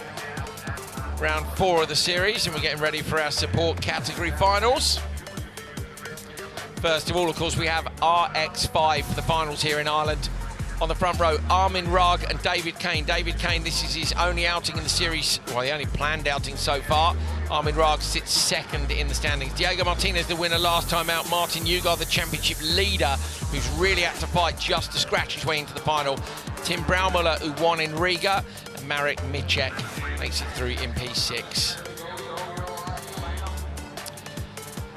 So we've seen wheelies from cross cars this weekend with the grip on the line, with the beautiful sunshine. Hal, what are you seeing on the timing screens? Breaking news is the RX1 semi-final 1, lap 5, T4 cars 7 and 18, contact under investigation. That's Patrick O'Donovan and Juha Ruktunen. So maybe all is not fully sorted for the grid in the final just yet. Maybe we will see an Irish driver through then if Ruktunen's given the black flag. Has Ruktunen had a warning flag as well? No, he's had a black flag already. He had 2 warnings, that's why he got the black flag. Got for the second one, there with was the contact was a black and white into a black. Somebody messaged me overnight and said, how have they got a black and a white flag? I said, no, it's a black and white flag. And you realise, don't you? Yeah. RX5 final, here we go. Rugg and David Kane on the front row. David Kane could be pulling off a brilliant result here as the guest driver. We've got 14 permanents. A couple of people have dipped in and out, but David Kane going up against Rugg. Martin Nyirád slots in between and trying to get alongside David Kane, but can't. Rugg is your leader. Nyirád now with pressure from behind from Martinez. Micek around the outside line, and they blast down the straight for the first time past us. And it is Braumüller who's made the move on Micek in the background, and Kane's done it again. On the brakes down the end, Rugg goes late as well. Rugg came off the brake and got back on it there to just make sure that Kane can go around the outside, and all that's done is closed up Nyirád into the pack as well. If Nyirád is still big, if the front two don't go, Nyirád's got to go, surely. He does, great move. Nyirád goes, and so does, I think it's Braumüller's gone with him, Micek's gone in too. So Perfect for Martin Nyirád. He's followed in by 2 cars. He's not going to get stuck in the traffic. Now he can get the hammer down. We know he's got really good pace. Got that black flag in, or the disqualification at least, in Q1 earlier this weekend, and this is a real opportunity for the championship leader to close on these two, especially if Kane and Rog continue to fight at the front. Yeah, Rog and Kane. Kane, look at the speed Kane has down the straight. He's bonkers. He's so fast down the straight. Rog got wise to it on the brake signal on the previous one. Listen to the noise when they come past the flip-flop camera as well. The proper howl of the bike engines. Rog, the thing I do like about the S-Fighter is the fact that it's got that mad rear wing howl. In fact, all the concepts here are so different. Into the Joker lap now has gone Kane, and this is to cover off Ugar, but he's too late. Ugar's got it, so Kane here might not work out as well as he'd hoped. And at this point, Martin Ugar's looking like he's going to go after Armin Rog as well. Absolutely, on a charge is Martin Ugar. Was slower in the last sector compared to Rog, but went quicker in the previous sector to that. So there's little to choose between the two Estonians. Kane is there as well. Don't forget that the minute with Ugar having jokered, him and Kane and Braumüller are all within what of each other? They're within 9/10 of a second from Ugar back to Braumüller is all there is, and they're looking at that interval out front. Rog has to stay out for, oh no, he doesn't stay out at all. He jokers to a spot this time around. Yeah, they've gone in, both gone in. Rog trying to cover off Ugar here, and he might just do it. So Martin Ugar's made brilliant progress in the joker lap strategy has played out. And you can see there Martinez unfortunately tumbles down the order. All the jokers have done, 3 laps to go. This is about pace on track and whether or not you can make a move. Proven completely wrong again, but I definitely would have stayed out if I was Armin Rog's spotter, because he has the pace. Like, they're matching each other in the sectors, and now he's going to have to have a fight on track. But Ugar's going to go past him here. How Ugar gets past Rog on the straight. Rog going to go deep on the brakes again. Ugar's got to look to go to the inside, not the outside. Yeah, you're too vulnerable on the inside, and they both know that a crash here won't help their title chances. Came here 7 points apart in the standings. Unbelievably, Martin Ugar leads. He's been P3 at every single event. Armin Rog has had 1 P2 and 2 P4s. Hasn't taken a win yet. He'll want to. 4 out of 6. Let's have a look at Ugar and see if he changes his tactics. This is one of those very rare occasions where there's enough laps for them to be following the car in front and go, right, what are they doing? Where's my chance? Well, I think he's been edged too much now, hasn't he? Ugar isn't close enough. Bodywork looks loose on the rear of Ugar's car as well. But again, Hal, look at this. Look at the speed of it up the straight. He's got to be closer. Needs the better exit out of turn 2 on the normal lap to try and close enough to get the good run. And that bodywork won't be helping at those speeds, Hal. Look, is it the doors that are flapping? There's a lot moving around on you. It's not going to make any odds. It might make a tiny bit of difference on top speed. Now he's a bit closer.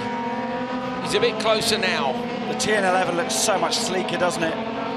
Yeah, waiting in the wings. He needs a good exit from this next corner just to get a good run down the back straight.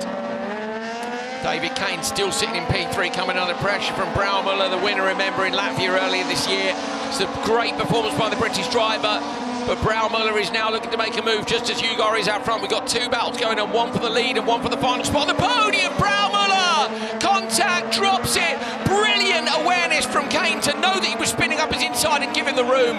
Great awareness, as you say. The mirrors and these things are not the easiest to see out of at the best of times.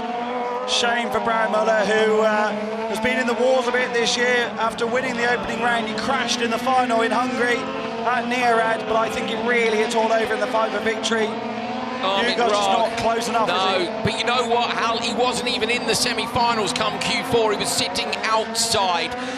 Ugar putting a brilliant performance here. He's going to remain on the podium for 4th event in a row, but it's Armin Rog who takes his first win in Euro RX 5. Great drive by him and fantastic by David Kane, getting P3 here on his debut in the category.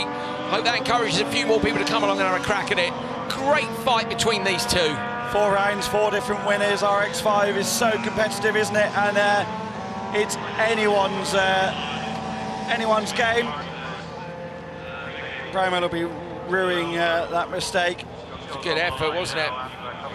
It was a good effort, but it was a high-speed touch as well. I say it was just very aware from David Kane not to get taken out. Armin Rog, with a fantastic performance, takes his first win in Euro RX5, and that is the 4th different winner of the year, as Hal said. Incredible. Martin Ugar has been P3 all year, suddenly gets a P2 when he had to fight his way in. And David Kane, a Brit, up on the podium. We had McPherson and Bartlett as well, who went out in the semis. Martinez, last time's winner, P4. Michik, P5, and Braumüller, the winner from Latvia, in P6. This category is wide open. Ugar trying to find a way through here. Look, this was him tucking in behind Kane. Kane lost out to Rog in the start. Bramwell are very sideways through the first couple of corners. I guess they've taken the rear wing off to try and increase the top speed. Yeah, he's just very good at screeding. But it doesn't look that stable, does it, in the medium speed corners? So maybe the wings do have more of an effect than you think. Great job from Martin Nyirád. Great damage limitation after that disappointment from the opening qualifier yesterday. As you say, Andrew, being outside of the semi-final positions, he's got back to P2. A great job, and this has only tightened up the title race going into the final doubleheader of the season for these guys in Lousada in September. Oh, this was the contact. I say, lucky that wasn't a bigger shunt, but here we go. Oh, there was just that little tap and away. Let's head down for a chat with our winner. He is down in the holding area now with Brian. Armin Rock, you are the RX5 winner here at Mondello Park. How does it feel? It's super amazing. I just can't thank the people that has helped me to get here. Everybody back in Estonia, whole Biķernieki crew, my dad, my family, my sponsors. I can't thank them enough. I'm so happy. Congratulations, well done. Great stuff from Armin Rock. Super happy with his performance there. And we're going to get ourselves ready on for RX4. RX4 final is next. 6 of these new category cars lining up. Philip Mellon has been brilliant today. Absolutely dominated qualifying with 4 wins from 4 sessions. Sorry, 3 wins from 4. Thomas Conseil on the outside was the only other winner. Andrea Bakkerud came here leading the standings, but he's under increasing pressure from Mellon, only 2 points behind. Haochen Deng, 4th on the grid. And the final row, Albert Koch from Estonia, I think he's 15 years old, and Ivo Gebrandts.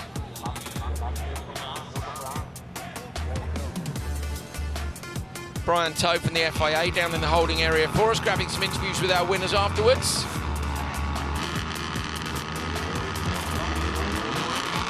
So Philip Mellon did a brilliant job. Conseil and Bakkerud ganged up on him a little bit in Q4, which meant that he didn't take the win there, but he definitely has the pace. Mellon with a good start, and he gets away well. Conseil on the outside. Gebrandts coming round from the back of the grid up into P3 potentially here. Ivo Gebrandts puts it on the dirt on the outside. All 4 of the front-running cars going across the dirt. Mellon runs wide. Contact with him there and Conseil. Bakkerud trying to get alongside as well. Gebrandts went up to P3 and back down to P6 just as quickly as that. Not where Mellon wants to be, in the middle of an 11 motorsport sandwich. The 2 silver and red machines can work Albert together Koch a bit there here. in the background. Hal making a move on Haochen Deng. Great move. Oh, they're still side by side. Side by side. We haven't seen that many times this weekend, have we? They're still at it. Albert Koch nudges the bank. He's lucky to get away with that. I thought that might go in and roll over, but he drops to the back of the pack. Seen that so often here at Mondello Park in the past, nosing into the wall and then, or the bank there, and rolling over, as you say, into the Joker this time around. So it's Gebrandts. Mellon can't go now, needs just to wait a little bit longer. In the background, what's the gap back? Gebrandts' Joker, as you said. Albert Koch just gets the car around now, so he's out of the equation in terms of Jokers. I think you could Joker now if you wanted to, if you're Philip Mellon. He has had the pace this weekend, but he needs that clear air to stick in a couple of quick laps. Yeah, Deng's 2.1 off though, isn't he, at the moment? So you're going to come out behind him. Yeah. So he needs Haochen Deng to go in, because they run in separate teams, so there won't be any cooperation from that point of view, and I think Deng will want to hang on, so this might well come down to the last couple of laps. Yeah, Bakkerud can't go either, look. Haochen Deng stays out. So Haochen Deng is probably the key to this, unless Gebrandts starts to shut the gap down, and then they'll have to respond. All about maximising your mid-corner speed in these cars, isn't it? Look how much of the road they're using to keep the minimum speed up. There is nothing to choose between Conseil and Mellon at the front of the order, is there? RX4 final, bit of contact under investigation. That was between 25 and 69, which is Ugar. 69's not showing on there. They've got their numbers wrong there, but I might be wrong.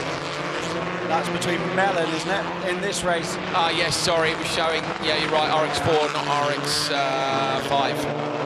So, yeah, does the fastest lap of the race so far last time around. He's edging ahead by a tenth in every sector. Bakkerud's gone Joker as well, Hal. That's to cover off Haochen Deng. Haochen Deng, of course, hasn't gone, sorry. So, yeah, now he's in traffic. They are ahead of Gebrandts. Mellen's on a mission, isn't he? The car popping over the curb, but taking 2/10 out of Conce in the last sector. We'll have a look back at the replays at the end of this one and see if we can figure out what happened between Conce and Mellen. They really did gang up on each other in the final qualifying session. It's turn 2, I'm sure. Yeah, where they're all over the dirt. There was stuff going on in the background too. Philip Mellen might go now to cover off Benazet behind. I don't think Conce will hold him up, but he might just go anyway. He does. So here he goes. This is to cover and make sure that he holds on to P2. Philip Mellen coming through now. And Höljes Deng's gone in with him, so Höljes Deng's gone in. Mellen, I think, is going to come out in front of Benazet. Here he is. Right, Hal, this is the lap for Mellen. It's got to be everything on the table. The same for Conce as well. They both have to execute everything here, don't they? This is the classic Joker strategy. Push lap between the leader and the second place driver who's catching. We won't know a comparative sector time for a few seconds yet because you lose a bit on the exit of the Joker. 3.3 it is. They come over the start-finish line. What's the predictor say? He's lost a 10. Well, the predictor says it's going to be very close indeed. The Conce is going to lose it, but it is going to be very close. Conce, I think, will go this lap. Mellen's taken 2 more attempts. He has. The race He's leader. gone. Oh, Mellen's made a mistake. Has he hit the wall? Mellen's hit the wall in the background. Has he? Conce maybe going to hold on. No, Mellen comes through. Done. Look at that 1 lap. And Benazet's on Conce as well. So Philip Mellen, 1 lap. Absolutely brilliant. No love lost between these 2 French drivers. They were at it in Hungary earlier this year, running side by side into turn 2. Lock up on the outside for Benazet. Hal's being attacked by a wasp in commentary whilst Benazet is attacking Conce out on track. Philip Mellen though, Hal, what about that? 1 lap to get it done, and he got it done. I thought he dropped it actually after Rallycross 3. He was I thought he did. Close to the wall at the exit of the Louse. Especially when we came to the next camera, he didn't appear for a moment. I thought he'd stuck it in the wall, but not quite. So a few things to digest from this. I say, I think Conce and Benazet have realised that if they're in the start together with Mellen, they've got to make his life difficult because he just has brilliant pace here.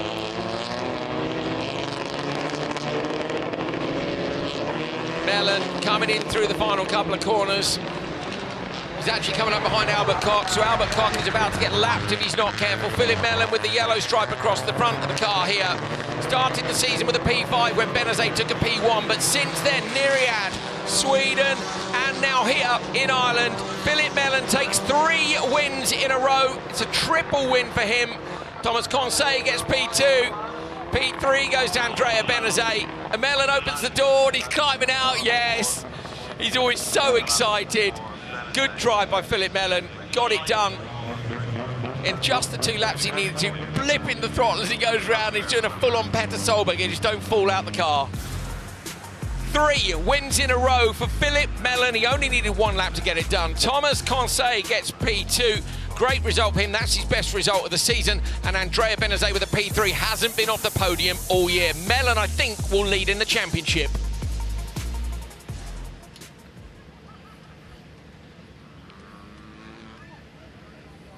Crowd very much enjoying the encounters here in Ireland. We'll definitely we see a look back. Yeah, Hal. We'll definitely take the championship lead. He came in only 2 points behind and is won outright. This is turn 2. What's the problem? Okay. It's not on Mellen then, is it? It's Conce that's being investigated, not Mellen. Yeah, it's the Mellen incident, so that's a push to pass, isn't it? In the rear bumper, pushed him wide, got the inside. So it won't make any difference to the result because if Conce's penalised, Mellen will still take the win. Not the win, but it will make a difference in the championship if Conce loses more points. Correct. Yeah, absolutely. Yeah, just thinking, I hate it when when a winner gets demoted afterwards. But I get it. Here we go. Mellen then with a 3rd win in a row. Absolutely brilliant job. Brian Toe is down with our race winner, Philip Mellen. Let's hear from him. The Polish lad is normally very excited. Philip Mellen, it's your 3rd win in a row. How does it feel to win here in Ireland again? It was perfect. I'm very, very happy. It was a very good track. Difficult, different than Höljes, than Nyirád. But I love very speed track. The car, it's very good.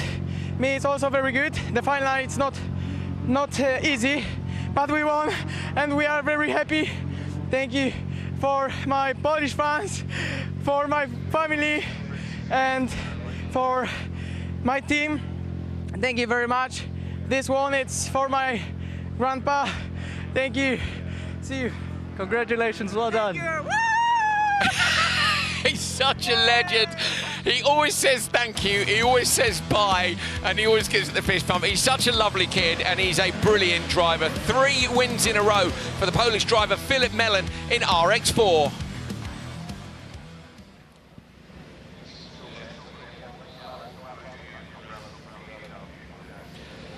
We continue here in Ireland at round 4 of the FIA European Rallycross Championship. We now move on to RX3. Rytis Gertlis is on the pole here. He's your championship leader by 18 points. And the man alongside him, Julien Meunier.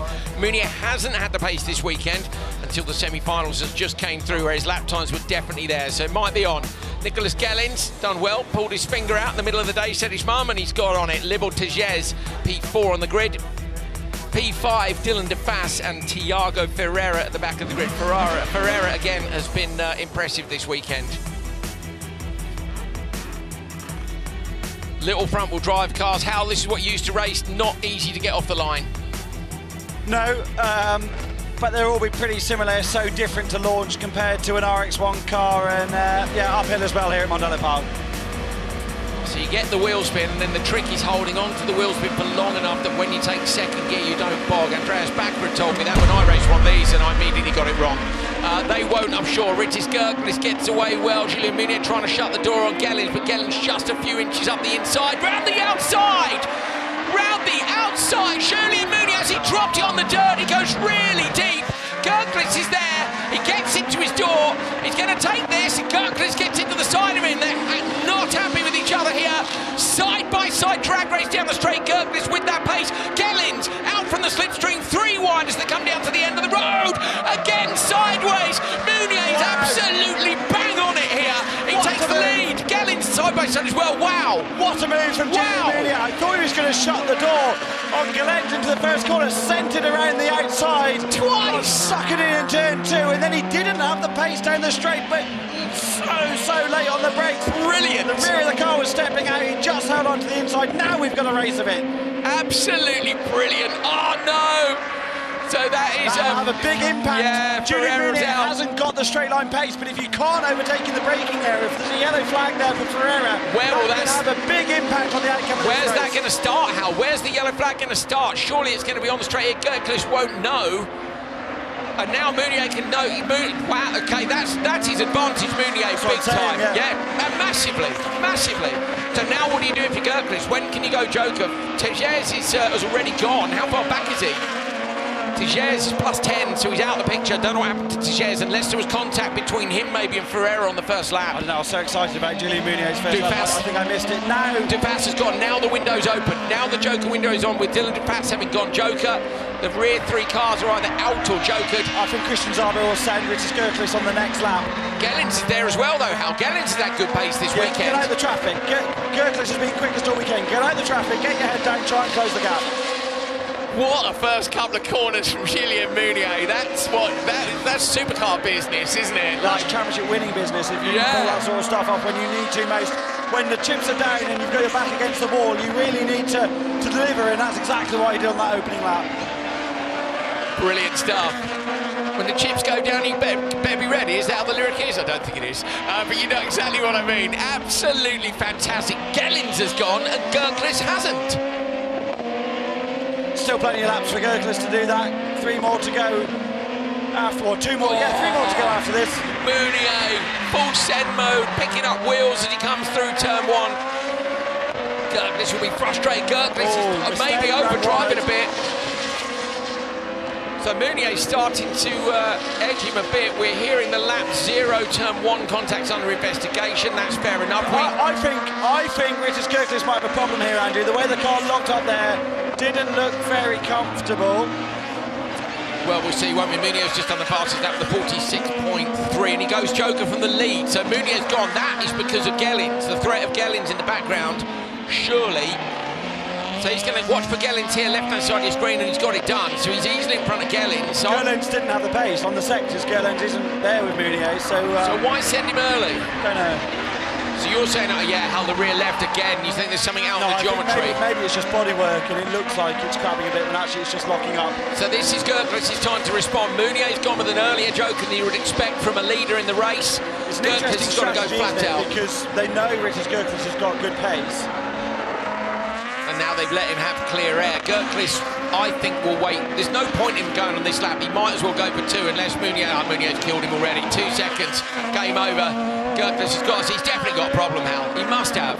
What's the delta been in RX3 so far this week? It's changed as it's cleared up. Everything's been 2 to 3 seconds. Like three's been enough. 3.3 at one point.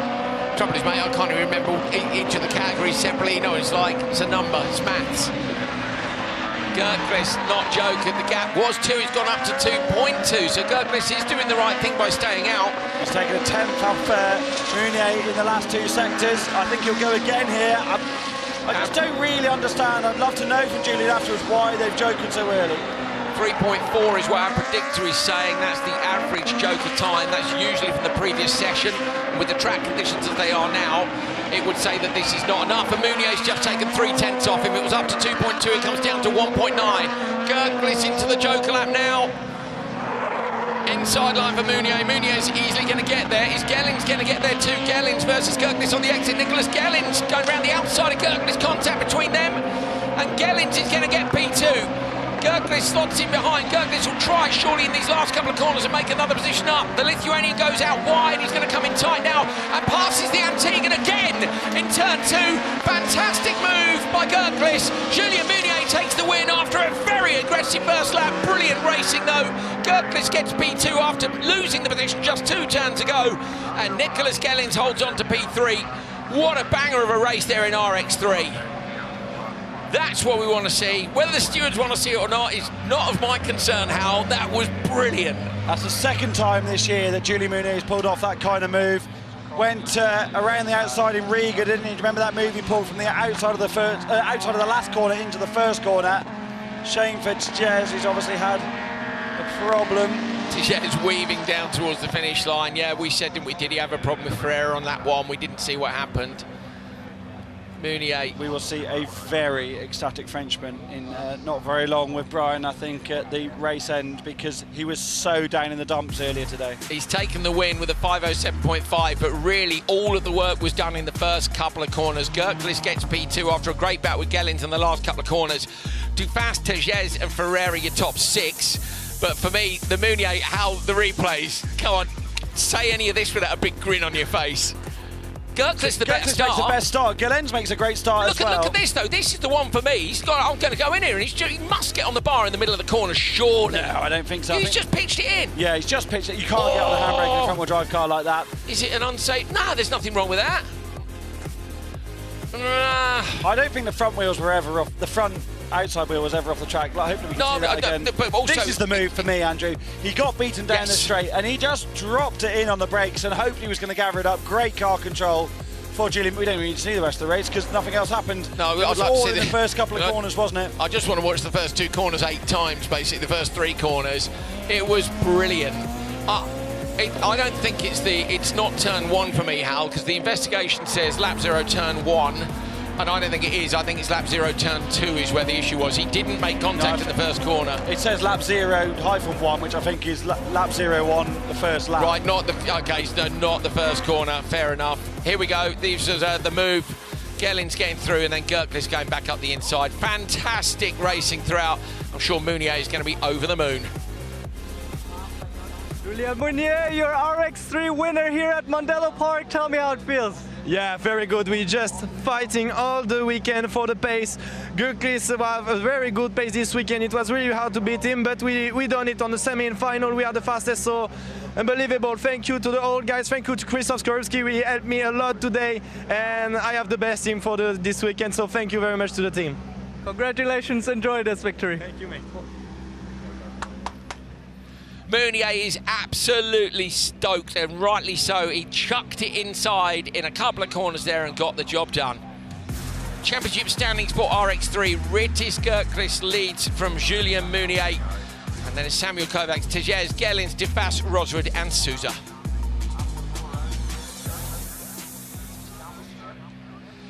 We have one more race to go here at Mondello Park in Ireland. The return of the FIA European Rallycross Championship to the Emerald Isle for the first time in 30 years. And we're good to go for the big one. Round 4 of the FIA European Rallycross Championship to be settled now in the final. The top qualifier Andreas Bakkerud on the pole with OC Baby alongside him. Row number 2, Joni Tapainen and Johan Kristoffersson. And row number 3 is Nils Volland and Juha Rukkanen. First final this year for Nils. Rukkanen needs to do some work from the back. We just saw what Mounier was able to do from the outside of the front row. What can he do from the outside of the back row? With four-wheel drive as well, the options are a little bit more open. Volland hasn't had a win. Tapainen hasn't had a win either in Euro.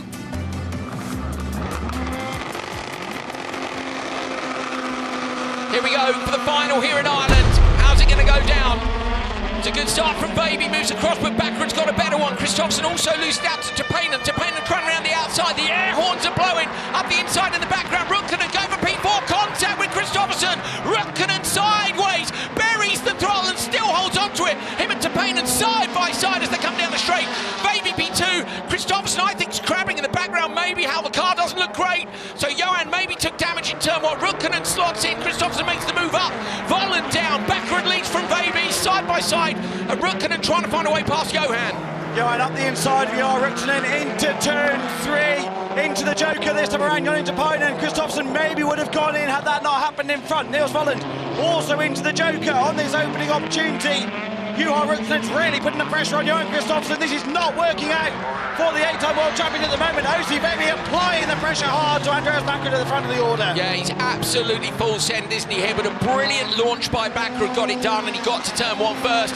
It has got legs on the straight. We saw yesterday when his exhaust was crushed, he was out of the way.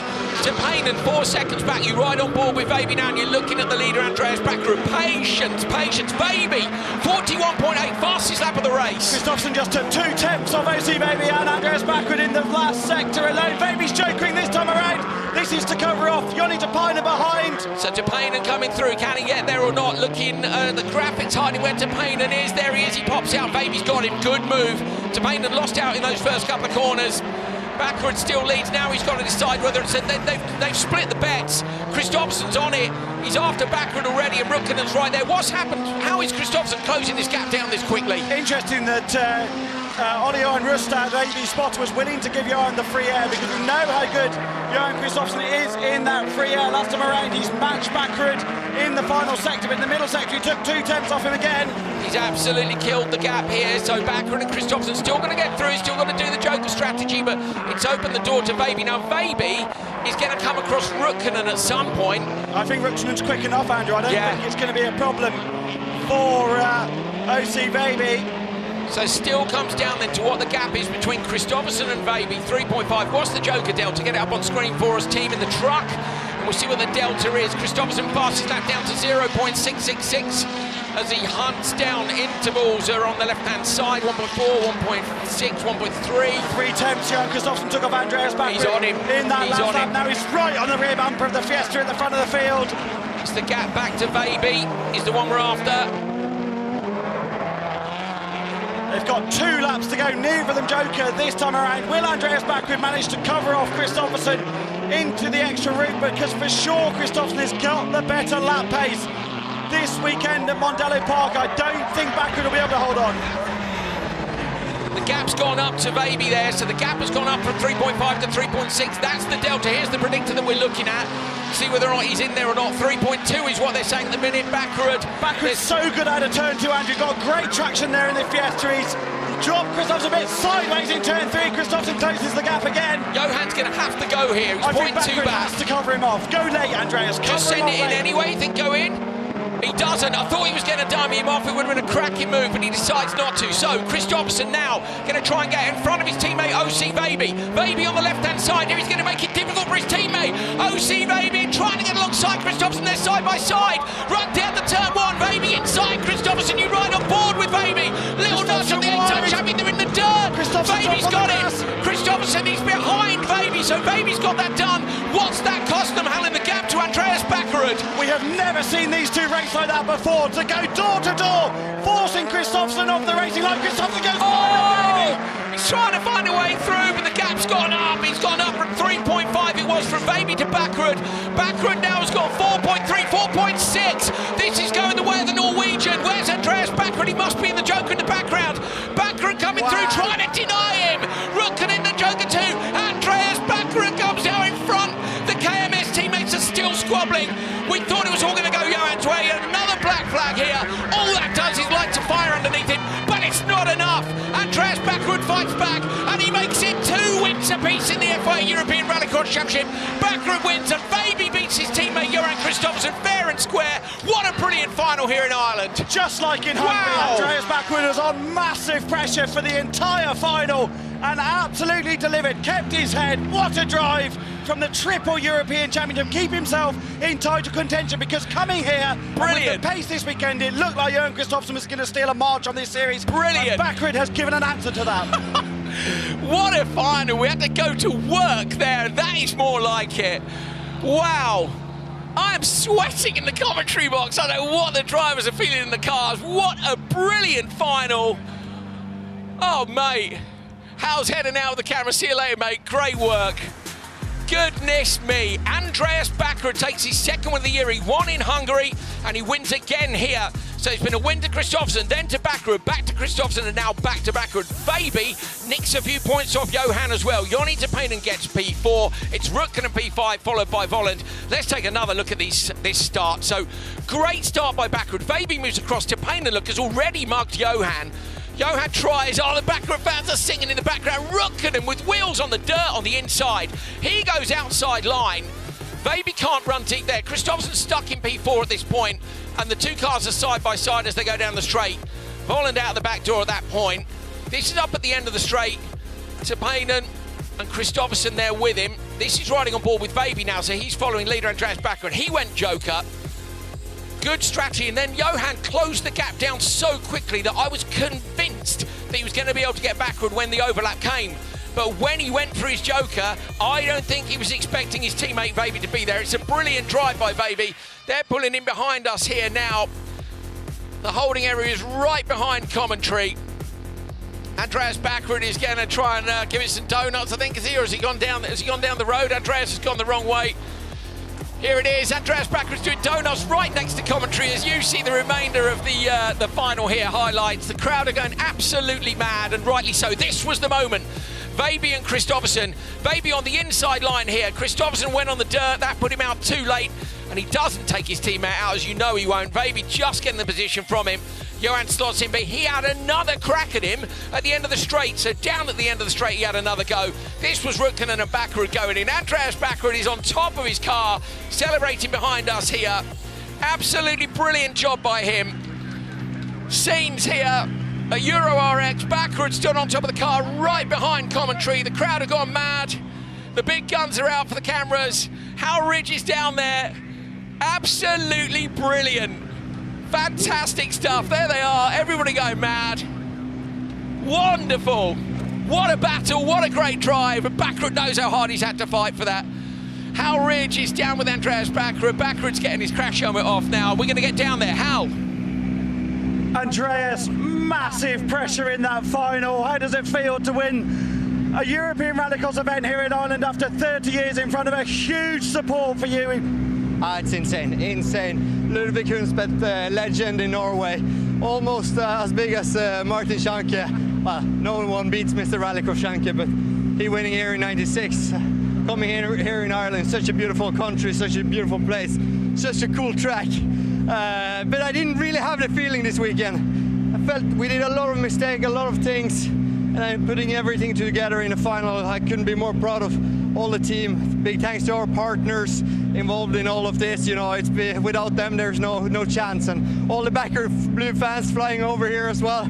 It's awesome. Huge congratulations, Andreas, and your Type Hit challenge is now back on track. Yeah, it's how it should be. It's up there. We try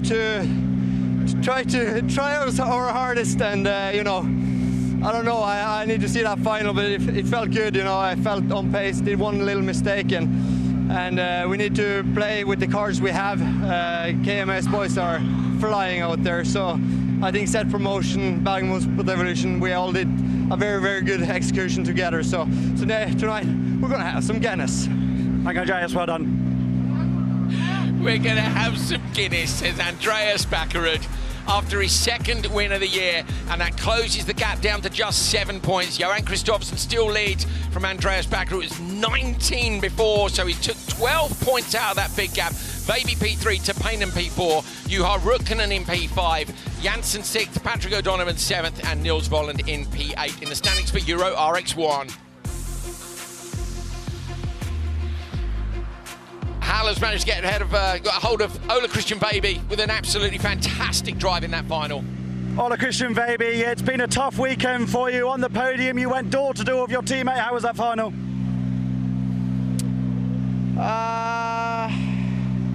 Yeah, what to say? Yeah. I think it's probably the most disappointing second place I've ever had, because I felt like I had the win within the reach today.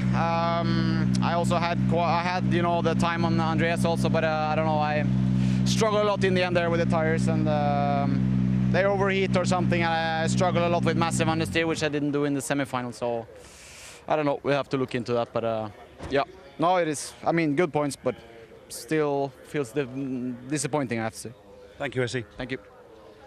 So Ola Christian Baby not happy with his result there. Thought he could take the win, but it was this man, Andreas Bakkerud, who got it done.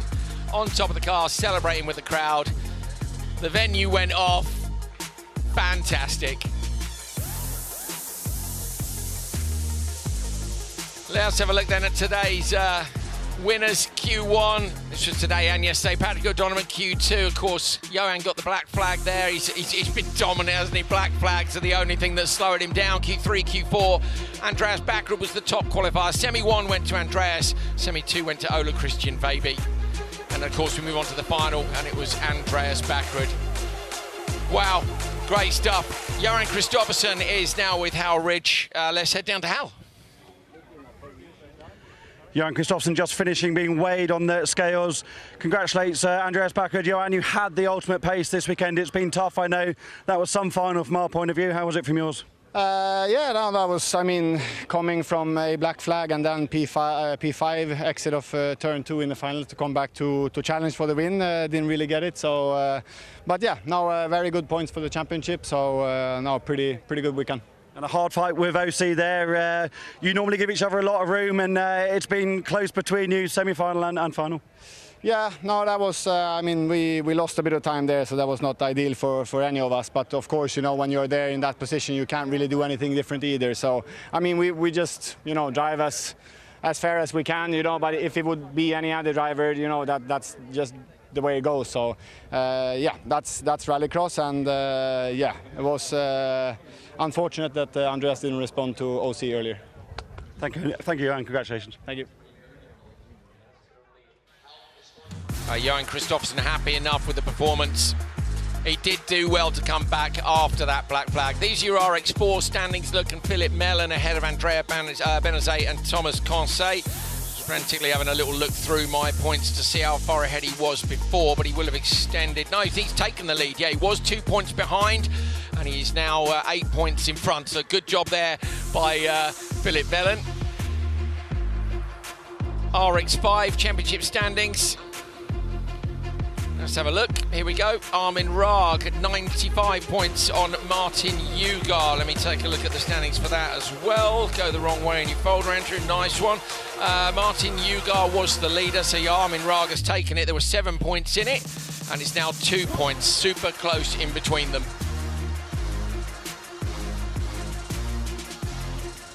Wow. What? I know, mate. I haven't shaked that much since I last drove a supercar. That was brilliant. There is nothing I like more than when I have to stretch my legs a bit, and the boys made us stretch our legs. I'll be honest, we were like, quarterfinals were like, oh, come on, you know, get amongst it. And then they got right amongst it. That was just great. Series of different things. When Johan had that incredible pace and closed the gap to Bakkerud so quickly, I was like, this is game over. And it just didn't happen. Bakkerud just kept the pace up, and then the fight between Vaby and Johan, and Bakkerud gets the win. Thoroughly deserved. I was sure that Johan was going to get Andreas on ultimate pace on that lap that Johan so often gets in clear air. Couldn't believe that Andreas didn't try and close him off quicker, knowing that they hadn't had that pace this weekend. That is how you build a championship challenge, isn't it? When you beat your opposition when they are the quicker driver all weekend long. And what a brilliant result for Andreas Bakkerud, who has been so wonderfully well received here by the Irish crowd. Fantastic stuff. There's James Nixon with the FIA down. They're in the background. There it is. They're literally just over here. More pointing. I've given up. Absolutely, yeah, no more pointing. Absolutely brilliant weekend. If you're watching on the stream online, stay with us. We're going to go to the podiums in a minute. If you're with our broadcasters around the world, then I know you guys will be leaving for something else, so you can always come and find us on YouTube. Thank you so much. Hal Ridge, you legend. My name's Andrew Coley. Thank you to the whole TV team and to the drivers for a lovely welcome here in Ireland. It's brilliant to be back after 30 years. We'll see you next time. Lohéac's up next in France.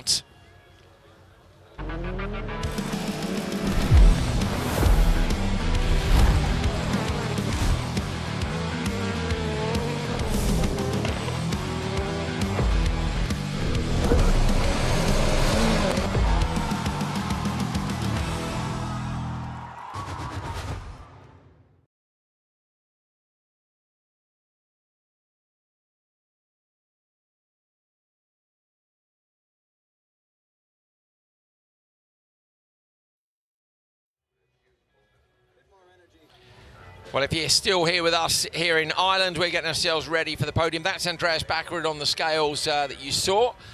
And maybe the camera can come up and we can give you a wave from our commentary position. Andreas runs off to his podium, and they are making him run as well, hot and sweaty for him. He comes up the bank just behind us here.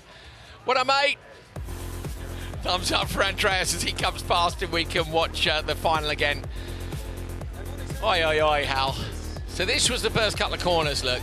Rutkanen got a hell of a clatter from Johan in the background, didn't he? But look at the way he lit the throttle up and recovered from that was fantastic. I've never seen two drivers on the podium so dejected. No. I mean, both OC and Johan were gutted there, weren't they? They've given it away, and I felt like during the race when they went door to door, they were handing it to Bakkerud. But the thing is, I don't want to see team orders either. I'm glad. It's great. Yeah, it's perfect for us, but for them, they want to be super squeaky clean. To Payne and joking earlier, I really thought that had worked for him early on. It just didn't transpire in that way. OC felt there was a win in his hand there, and I guess especially chasing Bakkerud when they had the ultimate pace over the Fiesta all weekend long. He was so disappointed. I was all like, here's OC baby after a brilliant drive, and you were like, how was it? He's like, yeah. I asked a series of terrible questions as well, but there we are. This is Kristoffersson, who look how far behind Kristoffersson is on Bakkerud at this stage during the race, and then later on after OC jokered, I'm surprised that OC's side of the KMS team were willing to give Johan that free air. Yeah, because you let him go, and you're joking now when he took off to the left-hand side. Did they feel they had more pace than Andreas? He was going to be in the way. Yeah.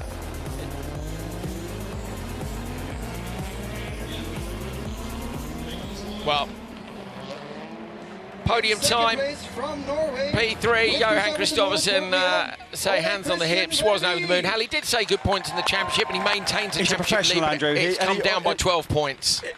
You will never hear Johan Kristoffersson be super negative or super down in that sort of situation. Always looks at the positives. Yeah, OC's really, really disappointed, isn't he?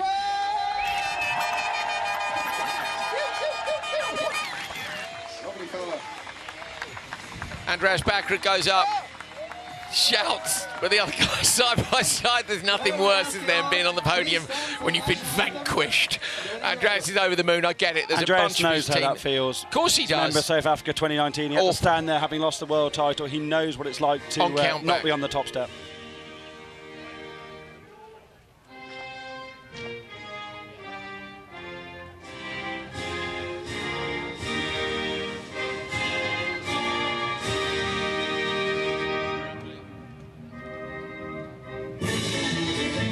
There we go, and the Norwegian anthem makes way for the champagne anthem. Andreas Bakkerud will be very pleased. Well, I don't think I've seen him so stoked. He was over the moon. I think he was more stoked in Hungary because it meant so much to him, but this was maybe more surprising. He built that weekend in Hungary. Getting awarded his trophy as Johan Kristoffersson by James Nixon from the FIA. Place is presented by our very own Roddy Green. Roddy Green from Mondello Park presenting the second place trophy to OC Baby. Brilliant to be here at Mondello. What a great job Roddy and his team have done. Was, yeah. And they got gifted a great final, and that's really good. Oh, it is, because you just finish. Everyone goes home going, "That's the best thing I've ever done. I'm definitely coming next year." You know, if it's a damp squib, it's like, it's okay, but it was wicked. I like that. The colours of the Irish flag in there. Ooh. Just Bakkerud. Poor AC's got the forced grin face, hasn't he? If there's an emoji for that, it's just that line, isn't it? With the gritted teeth one, is it? No, right? just the line, no teeth at all. Oh my God! Look at the. See, baby, you might as well just neck it, mate. Just get it down. Just get guzzling. Andreas says he's going to have a few Guinnesses tonight here in the Emerald Isle, and I can understand that. There it is. He gets his Monster Energy hat back on, and after the podium caps, good job by him. But just a great final. I know the KMS guys are disappointed. I totally understand that. We love seeing a good race, and I loved seeing OC and Johan have a scrap together. I really did. I thought it was great. Well, as Johan said in the interview at the end, if it was anyone else, you wouldn't think anything of it. So, you know, sometimes you've got to race your teammate like that.